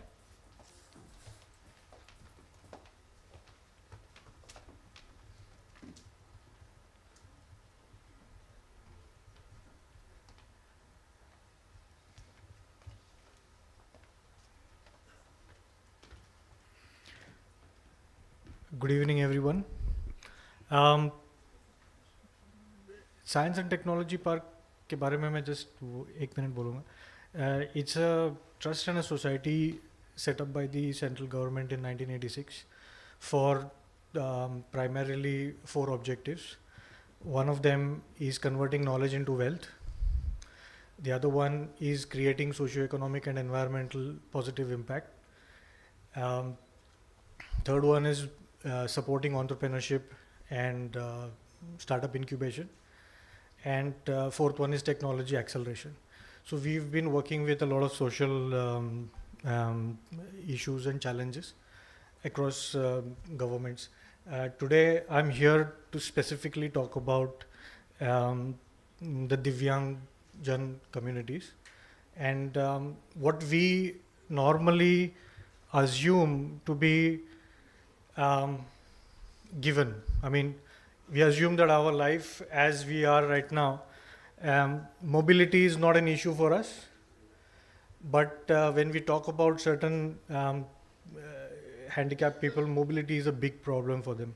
So we have, we want to present today 2 solutions which are specifically designed for 2 different kind of challenges that we are facing right now. This is a patented technology, patented in India and the US. And what the wheelchair here does, the innovation is in the wheel. It's a shock absorber that has been integrated with the wheel. So this has been appreciated by the defense forces as well, and some of the hospitals. We've already distributed almost 300 chairs under CSR through the government of Maharashtra with Honorable Chief Minister's support. And the problem statement is very real, and it's been raised by the Social Justice Department here.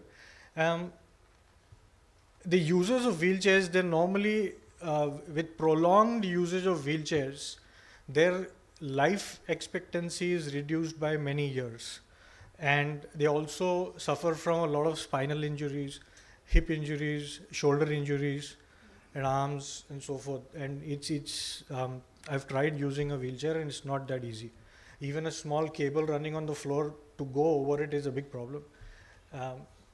This eliminates almost 80 to 90% of all the bumps and the roughness of the surfaces.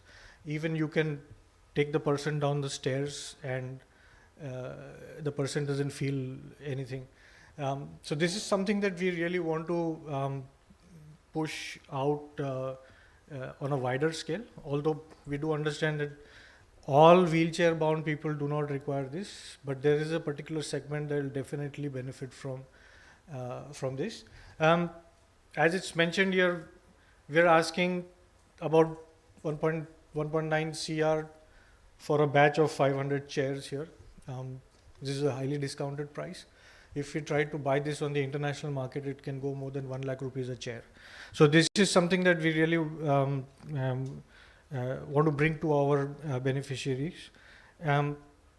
We have another chair. This chair was developed almost 6 years back through our support at Pune. So both these chairs are manufactured in Pune, and we are very proud of that. We can say made in Pune for both of them. Now, something that we very easily, take it for granted is using the toilet, going to the shower, and try doing that. If you have ever been injured, your knee or something has been injured, try using the toilet and feeling comfortable about it. This chair has helped thousands of severely handicapped people use toilets without getting up, go to the shower without getting up. Even the helpers that are helping them, the nursing staff, they have. So this is a real problem statement that has been shared with us, and that's why this solution was developed. The helpers also have occupational hazards, and they end up with a bad back, and they end up with injuries. There is a lot of accidents in the wet areas, like people are slipping.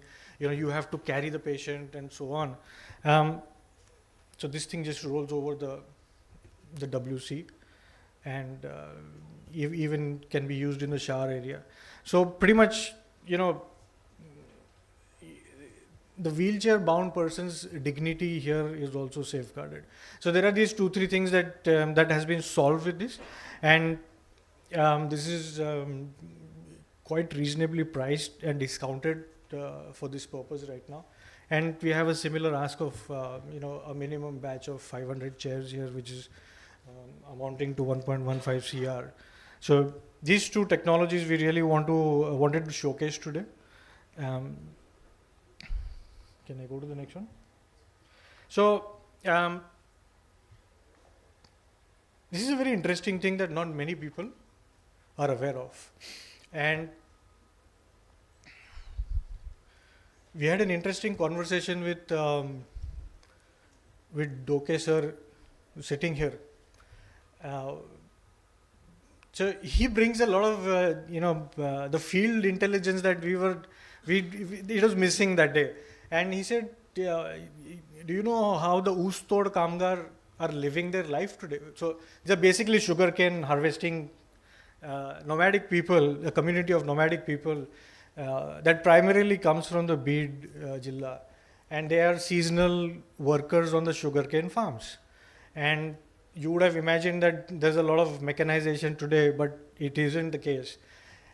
So this community has to travel to different sugarcane farms, set up their house, move it, go to the next place, set up their house again, move it. So they really don't have a permanent space. And that means they don't have something that we take it very for granted, that is electricity. And they spend their nights in darkness. Then it results into accidents, theft, animal attacks, snake bites, you name it, everything starts happening. And then they normally have infants with them, or they're in husband-wife couple. The other problem that has been observed is they usually some of them then go and put an akada on the electric wires and try to do something, and then you have an electric shock after that. So this is a real life problem, and although there are long-term solutions, but a very, very short-term solution, a low-hanging fruit, is basically to offer them solar lighting. So we have a complete system of providing that solar lighting with a LiFePO based battery system. We have used the LiFePO batteries without the need for replacement or repair for 10 years. So we are very confident about the technology there. Solar panels are pretty much simple, we can get as per the size that we decide. And then we have kind of created that system. We have already distributed in many villages over the last 5-6 years. So we have matured that technology and the pairing of the lights and the fan, so that we are, in a much more robust and dependable system right now. So these are the 4 options that we have been offering. This one being the least of the components. So here we have basically a DC bulb. It's got a battery and a panel. And depending upon how big the panels are, we give them that much amount of illumination time. Here we have added a USB charging to the whole system, which is quite essential for them because now some of them do have mobile phones. We also have a table fan option here. So what happens is then the solar panel capacities have to go up. And on the 4th one, which is a very interesting thing that we've added, we're still testing it though, is we've added a insect repellent. It's an electronic insect repellent, and that's a real issue for them because they live on the farms and often in not such hygienic conditions. So that is something that we really want to push. So we've got packages from starting at 62 lakhs to more than 1 crore here. But ideally these are modular systems and we can scale them as per what we feel necessary or required in particular batches to be given out to the society. And this is not just for the 𝐒𝐀 Kamgar, but it can be used for a lot of remote villages because we have supplied a lot of these technologies to remote villages as well. And I will end here. So that's it. Thank you.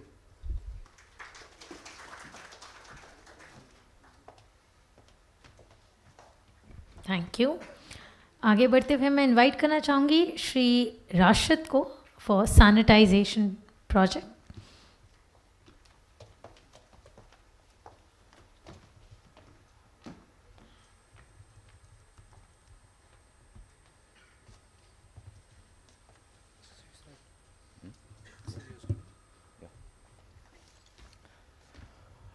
A very good evening to everyone. So let me take you to a different problem here.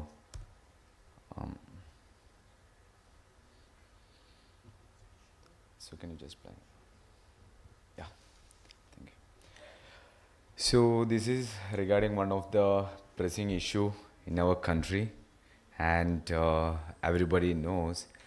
And during one of the program also last year, Honorable Chief Minister Shinde Sahab also explained about this project. So this is like I will just take you what is the problem, because this is also one of the key objective which has to solve by MPBCDC also, that has already through the last presentation it has already mentioned. So in India, there are people right now also cleaning the manholes with their bare hands. And not only that, here the problem, there are a lot of issues like caste discrimination is there, even though it is an inhuman practice, and it is already like by legally also it is prohibited under MS Act 13. But again, due to some lack of technology, or maybe for many years, it has not solved. And because of that, here in India, at least one person, that means one manual scavenger, is dying every 5 days. So that is the depth of problem. So I'll just run to the next slide then. And one more thing, 100% of these manual scavengers are affected by fatal diseases, including the skin cancer, respiratory diseases, and everything. And one more thing, the other thing is like their life expectancy, which will be reduced to 40 to 45 years. Before that age, they will die. And this all are like the results which has been provided by the health ministry and like that. So what I'm going to share here is a technology which will remove the human intervention in this manhole cleaning. And this is a product called Bandicoot, which has created to remove completely a human intervention. So basically whatever a human is doing, that can be done by the robot. No requirement of any other things. And even there is no requirement of the person need to look inside the manhole.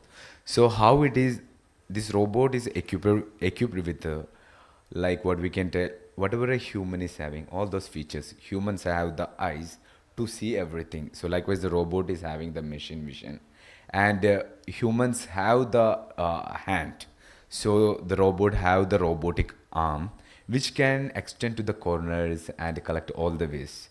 And likewise, as a human, I can stand here, I can move however I want. So the stability, that is called a self-stability, that is also required. So here the robot is having the robotic legs for that self-stability. And there is different models also. So here, the one which I showed, that is we can take into gully areas, because here we can see some manholes inside the commercial buildings also. Inside some rooms also we can see, because our urbanization is so rapid. Even you all here, you can see how Mumbai was like 10 years back or 20 years back and how it is today. And we can't expect or assume that how will be the next after next 10 years. So much rapid urbanization is happening. So here different models also there are available right now. And this model, which is called Bandicoot Mobility, so which will be integrated the robot also, and along with all the waste collection unit, all like closed in such a loop it has created. So as I mentioned, this is like a transformation from a manhole to a robo-hole. Entire concept also we are getting it changed. And even if there are some other grabbing machines, jetting machines which are still available, even though that is from decades those are available, still man is entering to the manhole. So that is the problem here. So as you can see, if it's like in a kind of a jetting machine, the manhole the complete cleaning will not be happening, because if we look into the design or the architecture of a manhole, it will be the entry will be a smaller one, but the inner dia will be bigger. Let's say it will be 900 mm, 1200 mm, like that it will be. So only a man, he have to walk into that corners, collect the waste from there to put it center, then he will be giving it outside. But the problem is like as the depth increases, the danger part is also getting increased. Deficiency of oxygen and the presence of poisonous gases, which will call it as gas traps, and the gas will be including this carbon monoxide, hydrogen sulfide, methane, like that everything, and it's a combination of those gases also. And now if we compare how it will be like an economical benefit for the society or for the ULBs also, if we check that part also, by implementation of robots, the ULB will be start saving a lot of money also, apart from saving the lives of these human workers. And this is a project which has started in 2018 and in presence of Honorable Prime Minister, our Modi ji and the UN Secretary General. So the thing is like this product also created in line with the vision of Swachh Bharat and Make in India. So both like how to encourage the startups to come forward to create a solutions which will help our society. Basically very simple, how to attract our valuable engineers and the good assets of our nation to bring a change in our society. Also, this project has already certified by the Swachh Bharat Mission and Amrut also, stating as the technology, as the best technology, which will remove the human intervention in the manhole cleaning. Now, I would like to take you to another angle also. So far, we have discussed about the technology side. Now, there is a second part coming along with this project. So this robot is having another like a vision also, that is rehabilitate the sanitation workers to robot operators. So far we talked about the ending manual scavenging, but if we end manual scavenging, what will happen to the job of those manual scavengers? Because they are illiterate and their caste is also down, and people are not seeing them as a human being also. So many issues are there. So what we thought is like, instead of right now they are entering to the manhole with a innerwear only, and after that also after drinking a lot of liquor and using the gutka like that. So what we thought, we will change them to use the robot and become as a robot operator. So basically a life from a sanitation worker to a robot operator with a dignified job and a well reputation in their family also, and their family also will get a credibility across the society.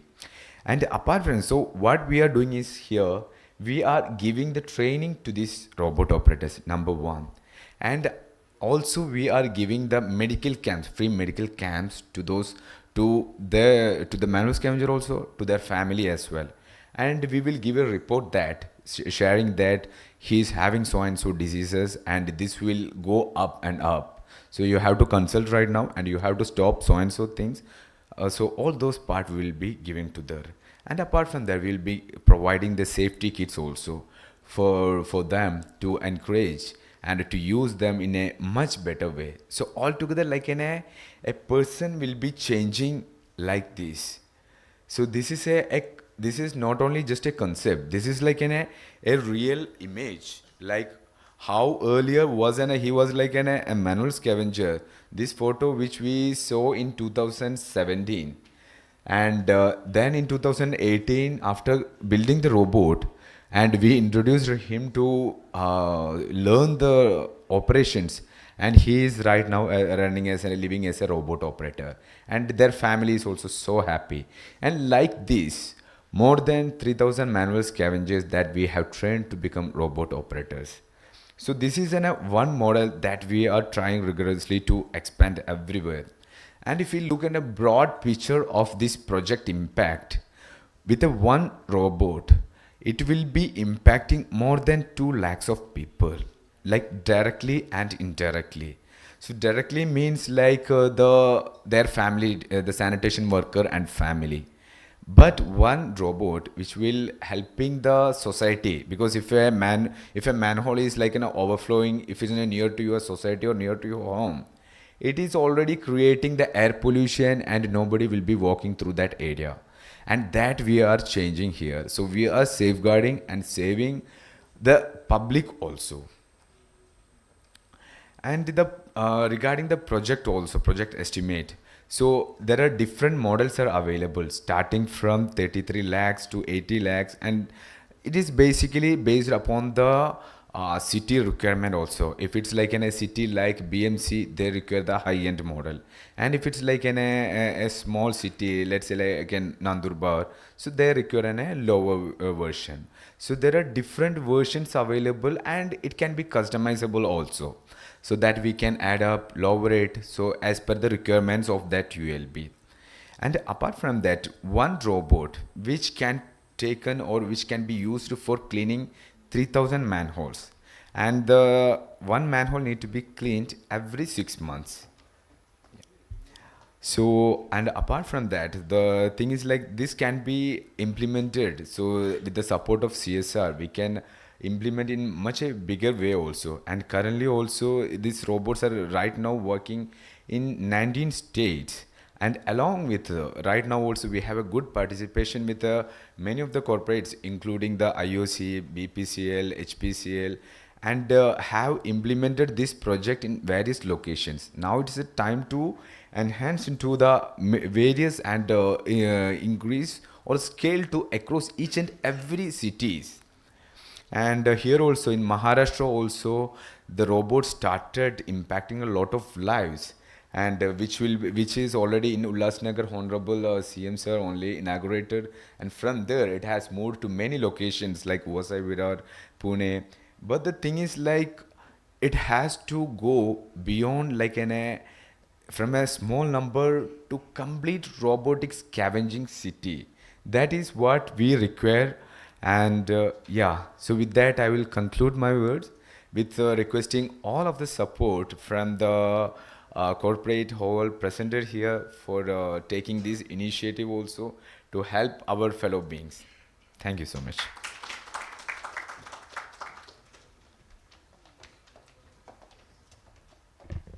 Thank you so much. Moving ahead, we would like to invite our next speaker, Shri Umesh Unikrishnan, Director, Theistic Business Consultants, to present Project Maharashtra Healthcare Project and Mahapragati. Thank you, Drishti. We have a small video on the presentation related to the cancer project. Can we have the video? I hope the sound is better now.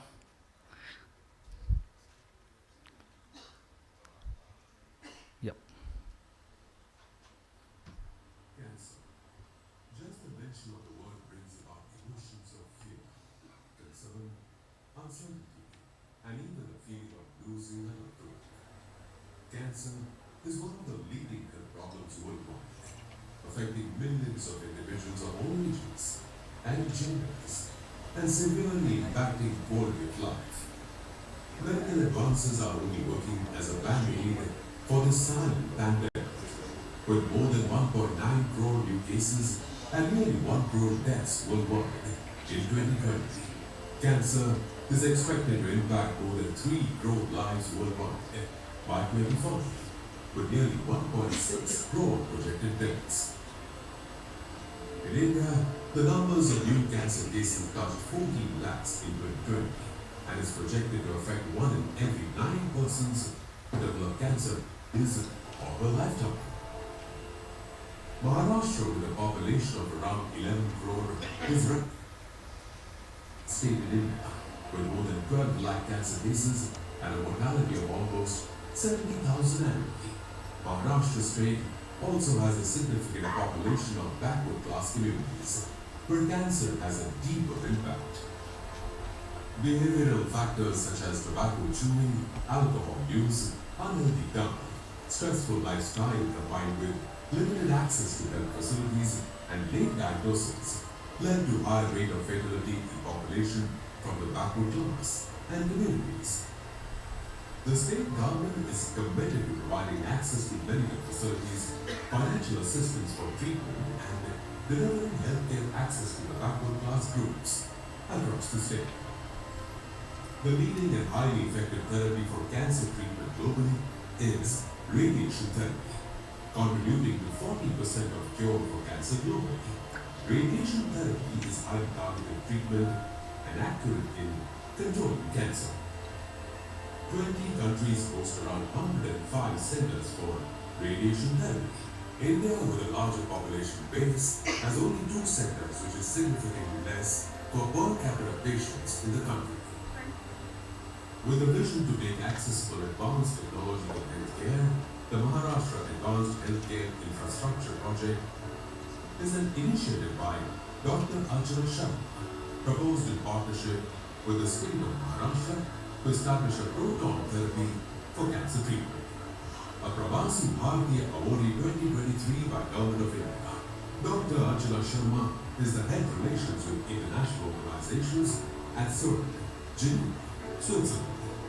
The project will be supported by a global advisory board including CERN, Switzerland, Canau, Italy, University of Freiburg, Germany, Clinica Universidad de Navarra, Spain, and Ion Therapy Research Integration Plus, HIPRI Plus, Italy, and the Anderson Cancer Center, University of Texas, USA, Terra Cancer Therapy Foundation, Italy, Oxford University, UK, Royal Society, UK, SGC, Warsaw, Poland, Euro-Indian Chamber of Commerce, Belgium.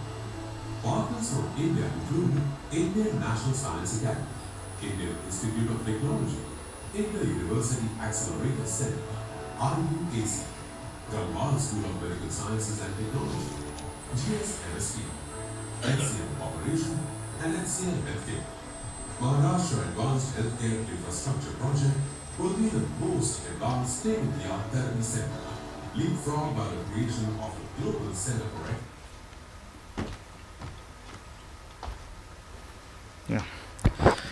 So I think the video said it all. The idea is to have the largest cancer treatment facility in Maharashtra on proton therapy, which is the most advanced model or treatment therapy today for cancer. The numbers are really dangerous today. Road accidents is number 1 and cancer is number 2. But I think it's because there are highly unreported cases of cancer which we still don't have. The reason of this challenge is what Dr. Archana Sharma has been trying to drive. And this is what basically the outline of the project is. It's a very huge project in terms of what has been envisaged. It requires the government to be the main stakeholder. So we are already talking to the government of Maharashtra. We have already approached the central government, Ministry of Health, Ministry of IT and Electronics, Department of Science and Technology. With the holistic approach, that's the only possibility to have it. When we talk about cancer, screening is one important part, diagnosis and treatment, there are multiple areas. With the numbers we are looking at, so Italy has the largest facility today, which treats about 6,000 people in a year. We are targeting to at least have 10,000 a year, which is significantly still less than the number of people who are going to be detected with cancer. So in our lifetime, some or the other time, directly, indirectly, somebody has already been affected or will be affected with cancer. So we all had to be prepared for this. These are the project highlights. We need to be the number 1 state with the largest volume on proton technology. End-to-end, everything has to be done in partnership with Canau, CERN, who are the experts in this. Tata has already set up one. Apollo is in the way of putting up another. They are already doing it with CERN.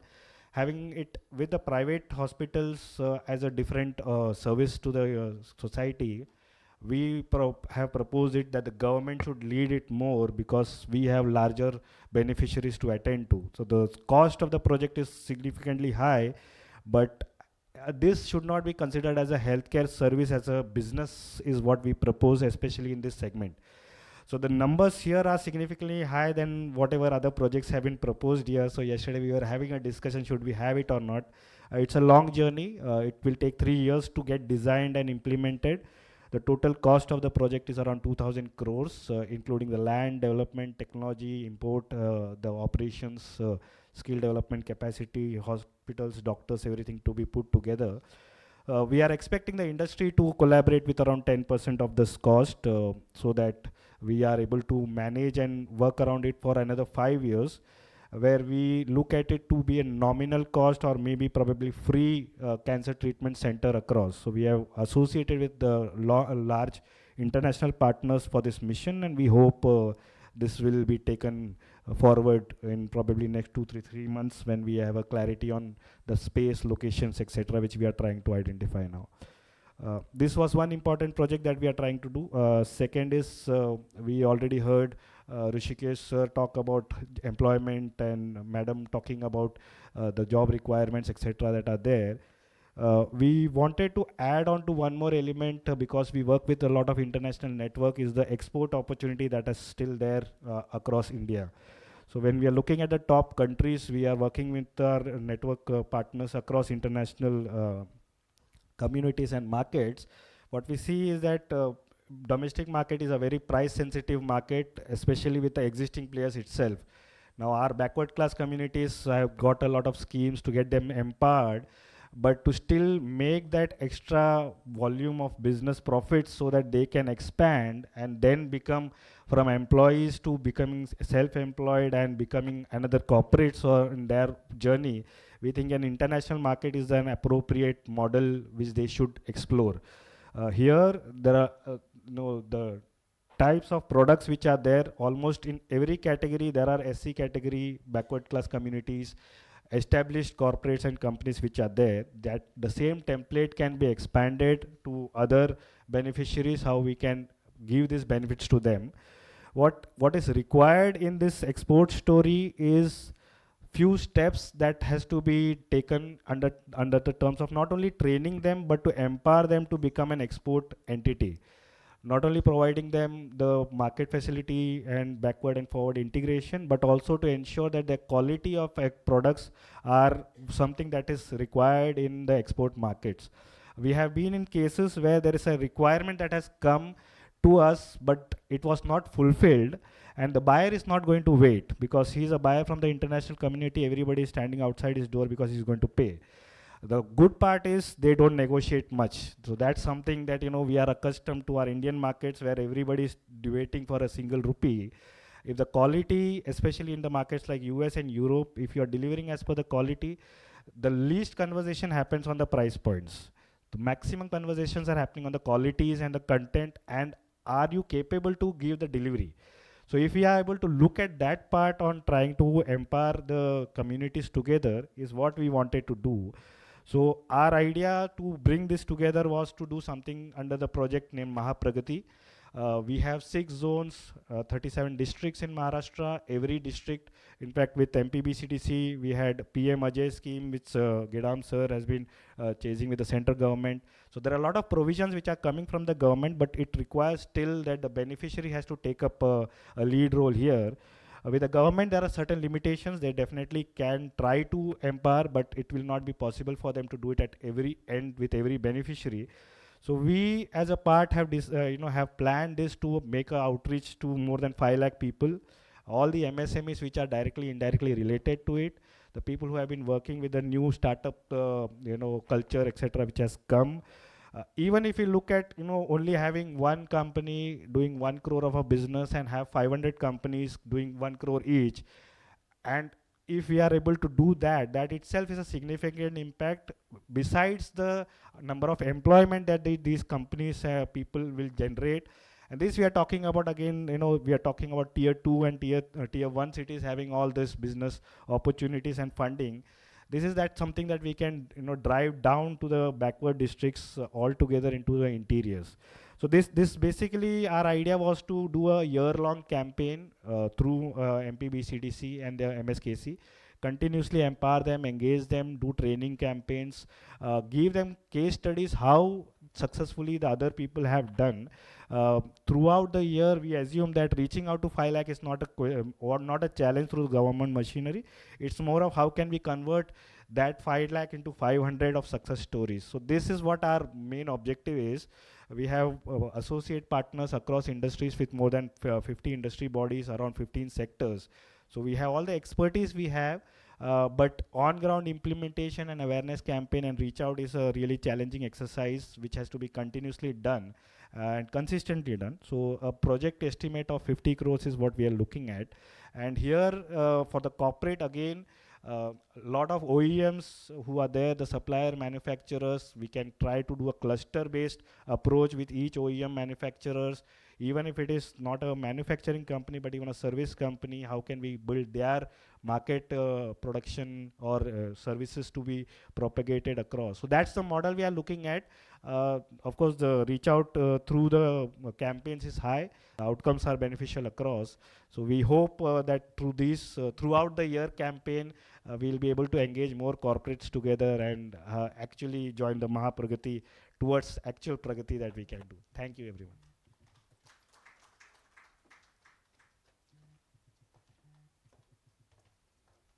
Thank you so much. आगे बढ़ते हुए हम invite करेंगे हमारे अगले speaker को, Prashant Mathur, CEO, society for social impact, to present project soil health.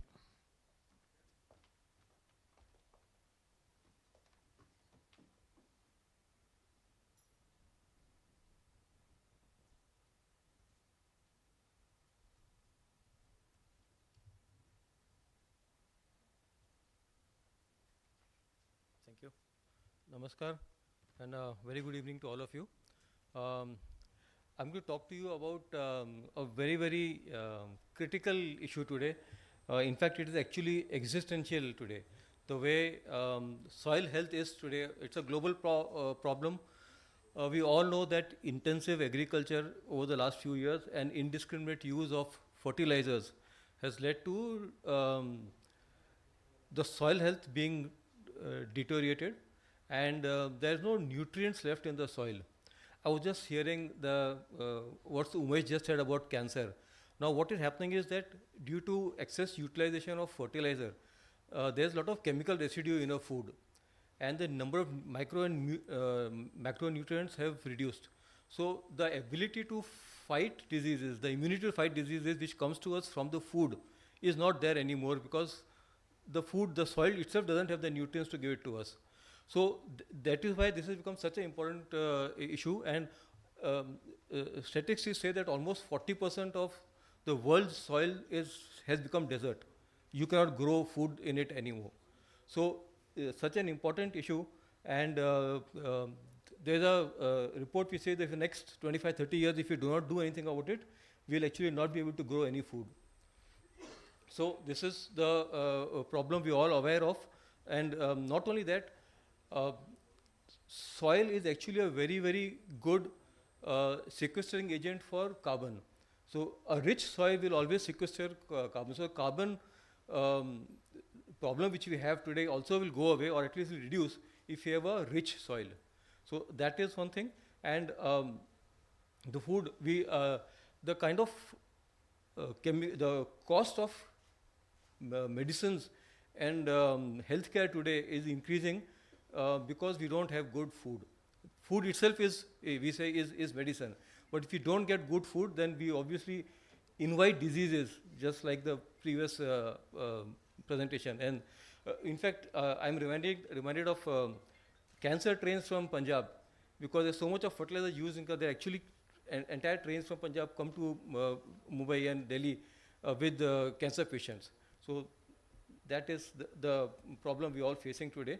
But what is the solution? What do we do about it? The first thing in any problem is to first know the extent of the problem. And what do you do that? For that, we do soil testing. Unless you test the soil, you will not know how to cure it. Like any person who's ill, unless you test your blood, you will not know how to what medicines to give and how much to give. So soil testing is the first step towards repairing of soil.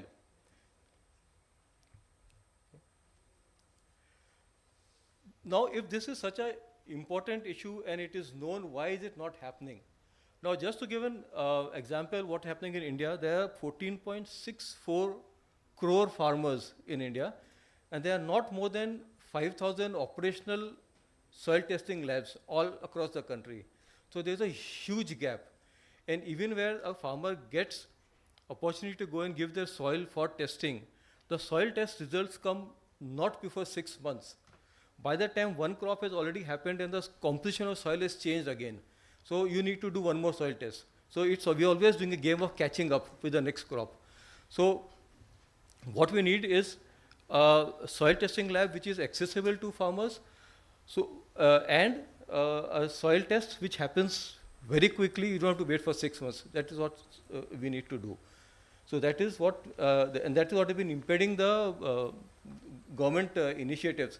So what government has already done is that we already have a soil health card initiative which the central government has taken, and under that, every farmer has to test the soil before buying any fertilizers. Because the fertilizer, the kind of fertilizer you put and the amount of fertilizer you're going to put into it is linked to the soil health, present soil health and the crop which you're going to grow. Since the farmer doesn't know these things, we have been using indiscriminately any fertilizers and whatever quantity. So what the government is now saying is that you need to test the soil in 12 parameters, and the test results have to be uploaded on the government soil health portal directly. Now, we have from Indian Council of Agriculture Research, we have a couple of technologies which have come there, which actually are, it's a patented technology. It tests soil in 30 minutes on 12 parameters and gives the recommendation, exact recommendation of fertilizers. For example, if someone has 5 acres of land and is doing 5 different crops in each of those acres, so when it gives a it takes soil from each of those 1 acre land areas and tells us which crop are they going to grow in each of those things, and the soil report tells them how much of fertilizer to put and which fertilizer to put for each of the crop. Now we have about 800 soil testing centers already established, and wherever farmers have used these soil test reports, their yields have gone up by almost 20 to 25%, and the input cost in terms of fertilizer has gone by another 15%. So it's a dual benefit for the farmers, that your yield goes up and your input cost goes down. So that is, and what we are trying to do is that we need to have at least one of these soil testing labs in 1 gram panchayat, and that is what we are looking at. So 1 gram panchayat, 1 testing lab will take care of all those farmers there and give them this facility of soil testing. Okay. So how can anyone get associated with this? We have 2 options here. One is that you could sponsor a soil testing lab in 1 gram panchayat.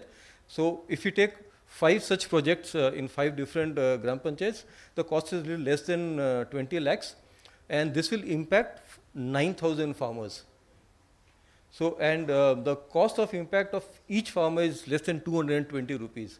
So I think that the efficiency of this is really great.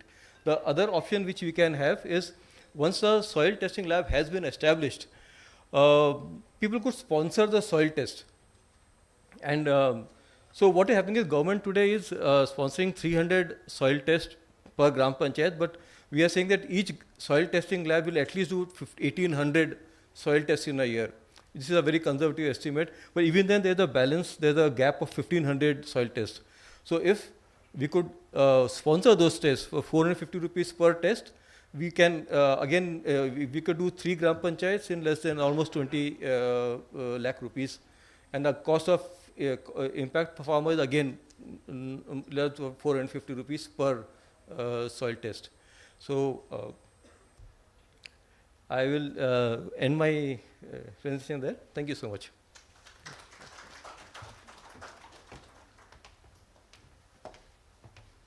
Thank you so much. Now to present to you the website, I would request Shri Shubham Walde to come on the dais.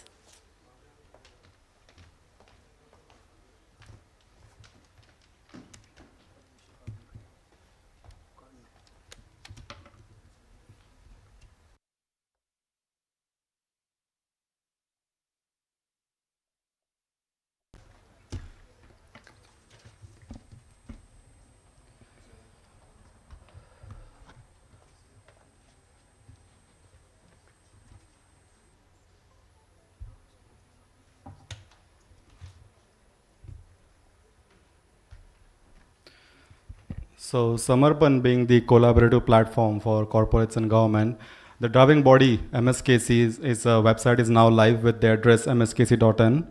Herein you can see our focus areas, and when you click on the Samarpan, it will take you to today's event and show our impact areas and today's project presented.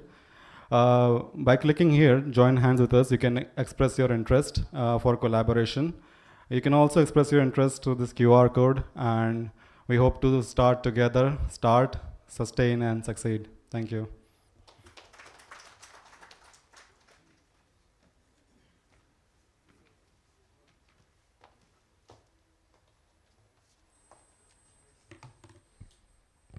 So as we are next, we would like to present before you a unique program that has redefined the governance system and delivery of welfare scheme to the citizens in the country.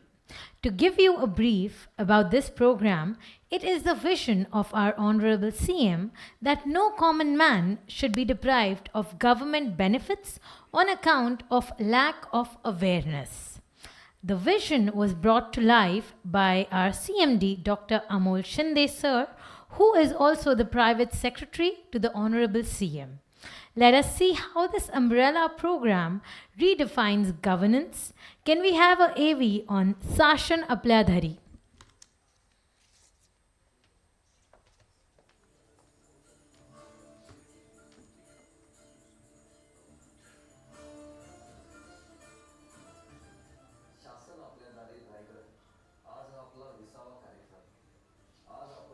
जिल्ह्यांमध्ये 2 कोटीपेक्षा जास्त लाभार्थ्यांपर्यंत पोहोचलं आणि याची नोंद केंद्र शासनाचा विकसित भारत, पंजाबमध्ये सरकार त्वाडेद्वार आणि अनेक राज्यांनी घेतली. तेवढंच नव्हे तर युनायटेड नेशन्सनी पण याची दखल घ्यायला सुरुवात केली आहे. सर्व राज्याचा हॅपीनेस इंडेक्स वाढत आहे आणि याचं सर्व श्रेय माननीय मुख्यमंत्री एकनाथराव शिंदे आणि उपमुख्यमंत्री देवेंद्र फडणवीसजी आणि उपमुख्यमंत्री अजितदादा पवार यांना जाते.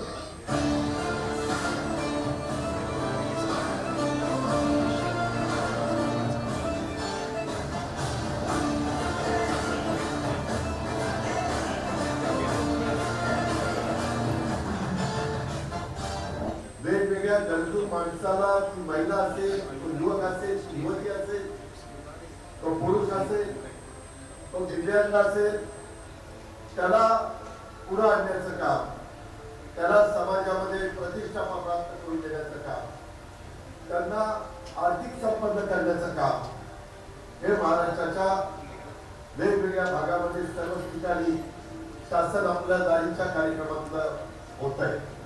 येत्या काळामध्ये रायगड जिल्ह्यात अधिकाधिक विकासाच्या संधी येणार आहेत.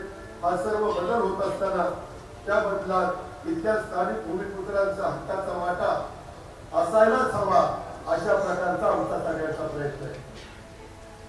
या आपल्या शासन आपल्या दारी या कार्यक्रमाच्या माध्यमातून माननीय मुख्यमंत्री महोदयांचा निर्धार आहे की ज्या प्रकारे छत्रपती शिवरायांनी रयतेचं राज्य त्या ठिकाणी स्थापन केलं, राजा करता प्रजा नाही, प्रजेकरता राजा, प्रजेचा सेवक म्हणून राजा, प्रजेची सेवा करण्याकरता प्रशासन, तोच भाव मनामध्ये ठेवून या ठिकाणी शासन आपल्या दारी ही संकल्पना सुरू करण्यात आली आहे. जय जय श्रीराम. आतापर्यंतच्या सगळ्या शासन आपल्या दारी या कार्यक्रमाचा सगळ्यात नंबर 1चा कार्यक्रम हा व्हायचा होतोय. रायगड म्हणजे छत्रपती शिवाजी महाराजांच्या कारभाराची राजधानी म्हणून आपण ओळखतो आणि म्हणून महाराज आणि अशा या भूमीमध्ये पावनभूमीत हा शासन आपल्या दारी हा कार्यक्रम आयोजित होतोय. रायगडच्या पायथ्याशी शिवसृष्टी व्हावी म्हणून 50 कोटी निधी देण्याचं सरकारने मान्य केलेलं आहे. त्याचं देखील अंमलबजावणी होईल. त्याचबरोबर पावनखिंड मोहिमेला जाणाऱ्या शिवभक्तांसाठी, मुक्कामासाठी राहणाऱ्या साठी विश्रामगृह बांधण्यासाठी देखील 15 कोटी कोटीची मागणी होती, मला वाटतं ती आपण मंजूर केलेली आहे. आणि सिंदखेड राजा येथे जिजाऊ सृष्टीसाठी 50 कोटीचा निधी जो आहे तो देखील देण्याचं या ठिकाणी मान्य केलंय. त्याचबरोबर माणगाव नगरपंचायत इमारतीचं बांधकाम या ठिकाणी त्याला देखील 15 कोटी रुपये देण्याची घोषणा या ठिकाणी शासनाच्या वतीने मी करतो.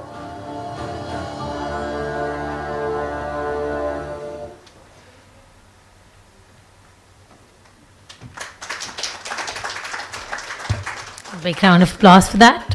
And with that, हम officially inaugurate करने वाले हैं संपन्न को, और इसी के लिए मैं invite करना चाहूँगी doctor Amol Shinde sir, Shri Kalam Patil sir, Shri Gedam sir, Shri देव काटे सर, श्री नागे सर और श्री राकेश बेत sir.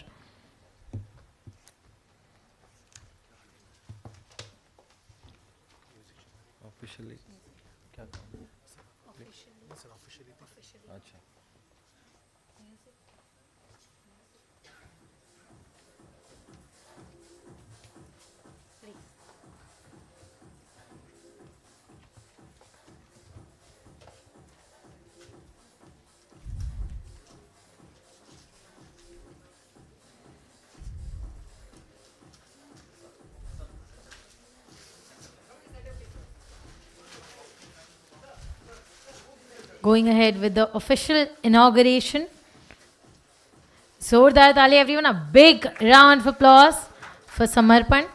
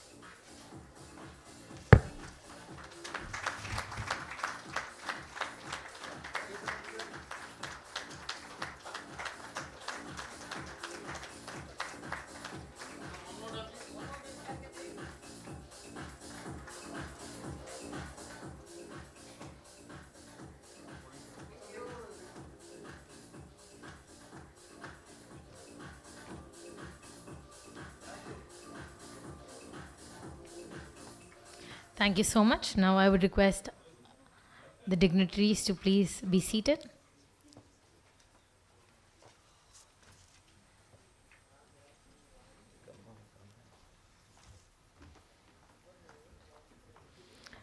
Moving now, welcoming Dr. Amol Shinde, ICLS, CMD, MPB, CDC and Mahaprith.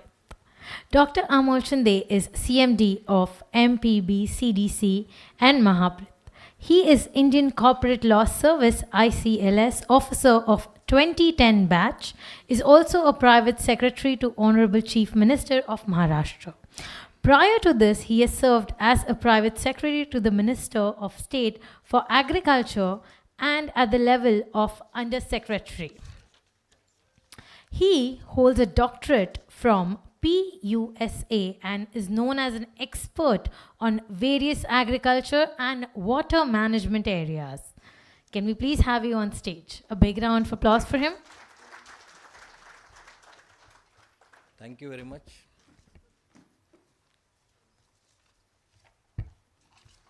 First of all, I am really thankful to all of you for sparing your valuable time on such a short notice. Actually, today Honorable CM and Honorable DCM was supposed to join, but still the assembly session is on and there is a lot of activities happening there. So they have conveyed that their best wishes for us. It's indeed a very good gathering, but the balance sheet, if we see today, is demand is more than supply side. So, but doesn't matter. काही दिवसापूर्वी मी एक Padma Vibhushan scientist होते agriculture, त्यांना भेटलो आणि त्यांनी मला जाताना अशा काही सीड्स दिल्या हातामध्ये आणि त्या सीड्स मी घेतल्या, अशा काळ्या काळ्या छोट्या. म्हटलं सर हे काय? ते म्हणले मित्रा, हे असे सीड्स आहेत जे 1000 वर्ष टिकतात आणि 1000 वर्षामध्ये कधी जर अशी वेळ येते की जेव्हा त्यांना कंडिसिव्ह क्लायमेट होतं, सगळे फॅक्टर्स एकत्र येतात, तेव्हा ते उमलतात. आणि त्या सीड्सचं वैशिष्ट्य असं आहे की ते सगळ्या टाईपचे वेदर्स, सगळे टाईपचे climate change, climate resistance, El Nino, सगळे सगळे सगळे थंडरस्टॉर्म्स ते फेस करतात. पण जेव्हा वेळ येते तेव्हा ते उमलतात. मला आज त्याच गोष्टीचं एक जाणवतं आहे की आपण आज तसे सीड्स तयार केलेत. Today already if the gathering is less, the demand supply side is imbalanced, but I have that confidence that we have created that kind of seeds. आणि हे कमळाचे सीड असतात. being agriculture scientist, so today's initiative, you saw a clip of Shasan Apल्या Dari, so it seems that it's a kind of mismatch for this kind of program, but out of it what we want to depict is the intention of any government in democracy is to give to its people. The structure of government itself in all its processes, if you see, is to disseminate the benefits. If we analyze the budgetary benefits in Maharashtra government, if you analyze that report, around 5.5 crore of different kind of benefits, from Divyang to that of farmers. We distribute 5.5 crores of benefit, at least budgetary estimates. But when our CM साहेबांना म्हणतात common man's minister, when he took the reins of our Maharashtra government, he along with our visionary DCM, they found out that the saturation point of these schemes, we ensure that our mechanism and machinery has started working on that kind of motivation. And it has created a huge impact. The impact is so much that in the villages where they would have never seen the face of collector for last 50, 60, 70 years, now they can identify, oh, this is my collector, this is my tahsildar, this is my block development officer, this is Anganwadi worker. So while doing all these things, we as a Mahatma Phule Development Corporation, we came across that the community which we are serving is totally at the stage that it requires support from people like you, corporates, who are really liking to give it to the society, but they do not find a able platform, a platform where they can close their eyes and rely upon and say that a single penny that I give to the corporate social responsibility is going to reach the last person in the society. So we came up with the idea that we will develop such kind of initiative, and we rightly named it as Samarpan. So I am very thankful to all my team who is working 24/7. When we say Samarpan, as its name itself depicts, but what I feel, it's a passion of giving. It's a passion to surrender. It's a passion to come in equilibrium with the society. And what we felt out of lot of experiments, that during, this is a February season, March will come, there will be closing of balance sheet, and every other big company. In Mumbai itself, there are 3.5 lakh corporates, out of which around 3,000 of them are eligible for a big corpus of CSR. And they would be hunting different projects. The intention of a CMD or a board of directors is always that whatever amount of corpus which is going to go to the corporate social responsibilities should reach the point where it is meant for. That's what the Act, Section 35 of Companies Act says. And that kind of due diligence, companies mandate doesn't permit it to look into the nitty-gritties of it. But here as a Samarpan, we provide you a platform. There are very good projects which are presented today. And as I said, like a seed of Kamal, it's just an initiation. You know, the soil project which is presented, you know, when we used to learn in our BTech, mine is in agriculture engineering, and I am very proud agriculture engineer. So we were taught that for a production or for a formation of 1 mm of soil, it takes millions of years. But just to waste that soil, a single rainfall or a runoff of just 10 mm will wash out that soil of 1 mm, which takes millions of years to form. So we are at such kind of brink that we require to nurture our soil. The second kind of presentation which was given by Bandicoot, it really touched the heart. You know, we are in the era of 21st century where right to life with dignity is very important, and you are doing a marvelous job. You truly require support of various corporates. I am very sure that most of them would be watching a live streaming of it. And this will remain in electronic footprints of Mahapreet, that today you presented very nicely, and it touched the heart that you truly require support, and it will come very shortly. Each and every presentation which is done here is with the intention that the last person in our society should get all the benefits. So, I am also thankful to Kalam Patil Saab. He reminded me of Dr. Kalam, APJ Abdul Kalam.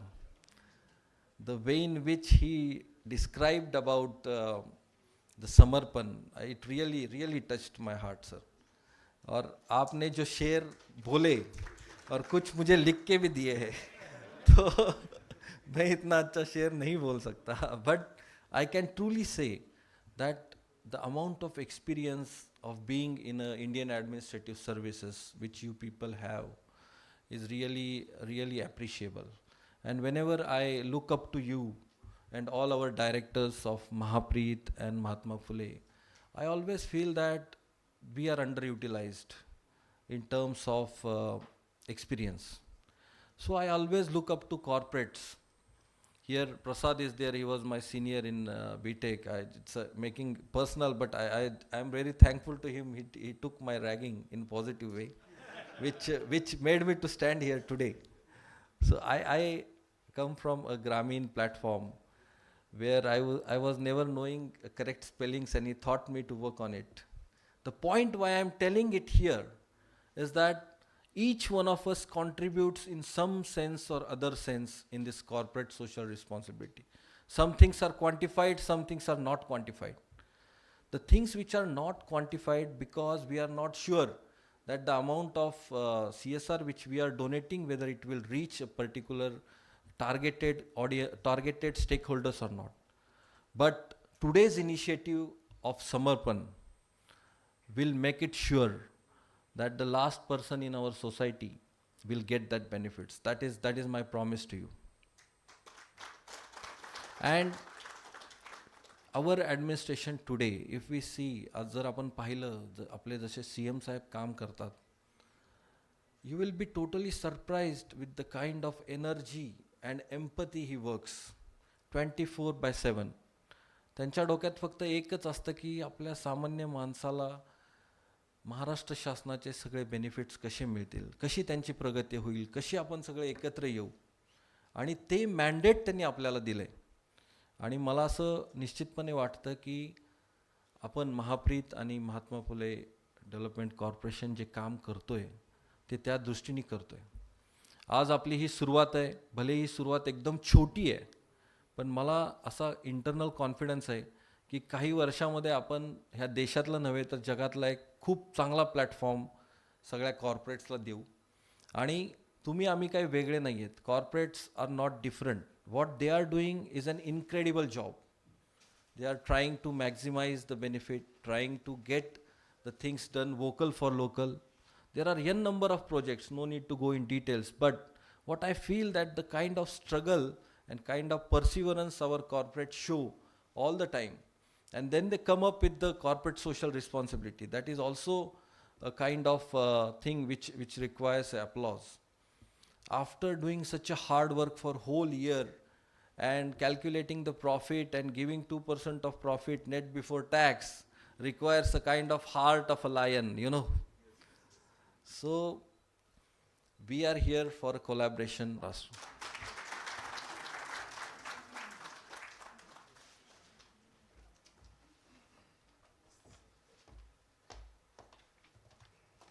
Thank you so much sir. एक बार जोरदार तालियां इनके लिए everyone. With that हम एक AV play करेंगे. So can we have the AV on empowering women.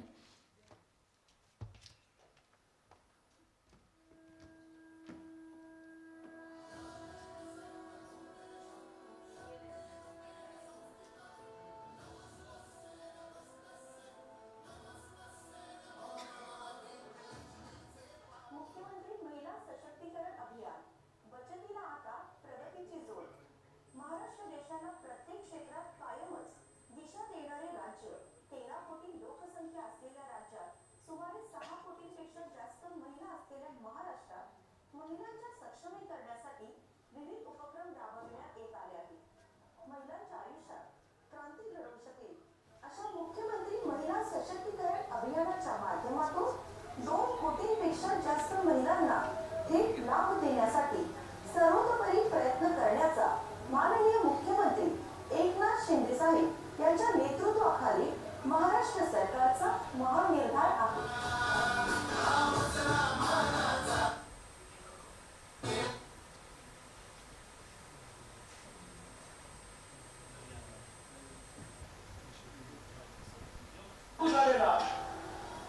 हा महिला सशक्तीकरण कार्यक्रम, या कार्यक्रमाचं उद्घाटन हे आमच्या गडचिरोली जिल्ह्यातलं होत आहे.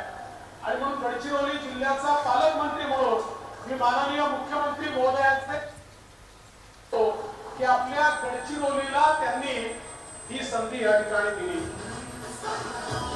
साऱ्या विश्वाला ताकद देणारी, जगाची भाषा शिकवणारी मातृशक्ती आज मोठ्या संख्येने इथं उपस्थित आहे.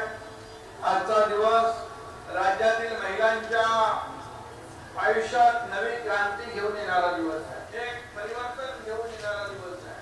महिला भगिनींसाठी, महिला सक्षमीकरणासाठी आपण अनेक योजना राबवण्याचा निर्णय घेतलेला आणि त्या दिशेने झेप घेण्याचा दिवस आजचा असं म्हटलं वापर करणार नाही. आज गडचिरोली विकसित होते, गडचिरोलीचा विकास होतोय. हा महिला सक्षमीकरणाचा हा गडचिरोलीमध्ये पहिला कार्यक्रम होतोय. पहिली सुरुवात गडचिरोलीमध्ये होतीये. हे देखील या ठिकाणी मला सांगताना अभिमान वाटतो.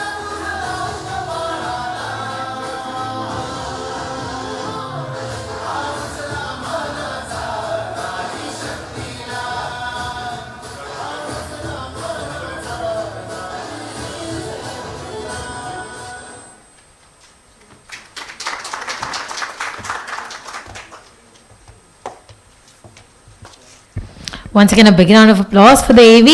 And with that, I would be requesting Shri 𝐒𝐀𝐌𝐀𝐑𝐏𝐀𝐍 sir to please come for a vote of thanks.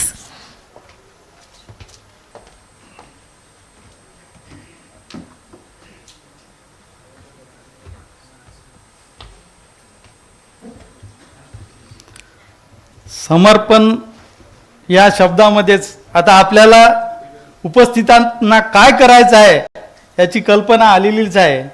समर्पण या कार्यक्रमाला आज उपस्थित कॉर्पोरेटर्स ज्यांनी आपला म्हणजे 4 ते 5 तास समर्पित केलेले आहे आणि हा कार्यक्रम संपल्यानंतर विचार करून CSR फंड समर्पित करायचा आहे. अशा सर्व कॉर्पोरेटरचे मी प्रथम आभार मानतो.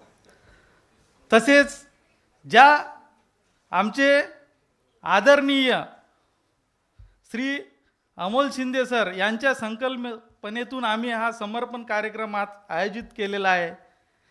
त्यांनी आम्हाला मार्गदर्शन केले, त्यांचे सुद्धा मी प्रथम इथे आभार मानतो. तसेच माननीय श्री कळम पाटील सर यांच्या यांच्या सहकार्याने काल दिवसभर आणि काल रात्री त्यांनी आम्हाला बरेच या कार्यक्रमाबद्दल मार्गदर्शन केले. आमचे गेडाम सर, बेद सर, आणि हुमनेजी आणि त्यांची टीम यांनी अहोरात्र काम करून हा कार्यक्रम कसा यशस्वी होईल आणि इथे ज्यांनी प्रेझेंटेशन दिलं त्यांच्या प्रेझेंटेशनच्या माध्यमातून इथे उपस्थित जे कॉर्पोरेटर्स आहे ते फंड कसा इन्व्हेस्ट करायचा इथे, हे समाजातल्या कोणत्या घटकापर्यंत जाईल, किती विकर सेक्शनला याचा फायदा होईल, या प्रेझेंटेशनमधून त्यांनी दाखविलेलं आहे. त्यांचेसुद्धा मी इथे आभार मानतो. तसेच माझे सहकारी महाप्रीतचे आणि महामंडळाचे MPBCDCचे सर्व अधिकारी यांचेसुद्धा मी आभार मानतो. तसेच नागे सर,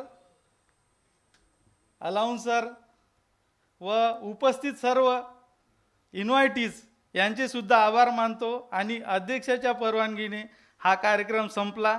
डिनरची व्यवस्था केलेली आहे. डिनरचा अतिशय भरभरून आनंद घ्यावा हीच मी या प्रसंगी आपणास विनंती करतो.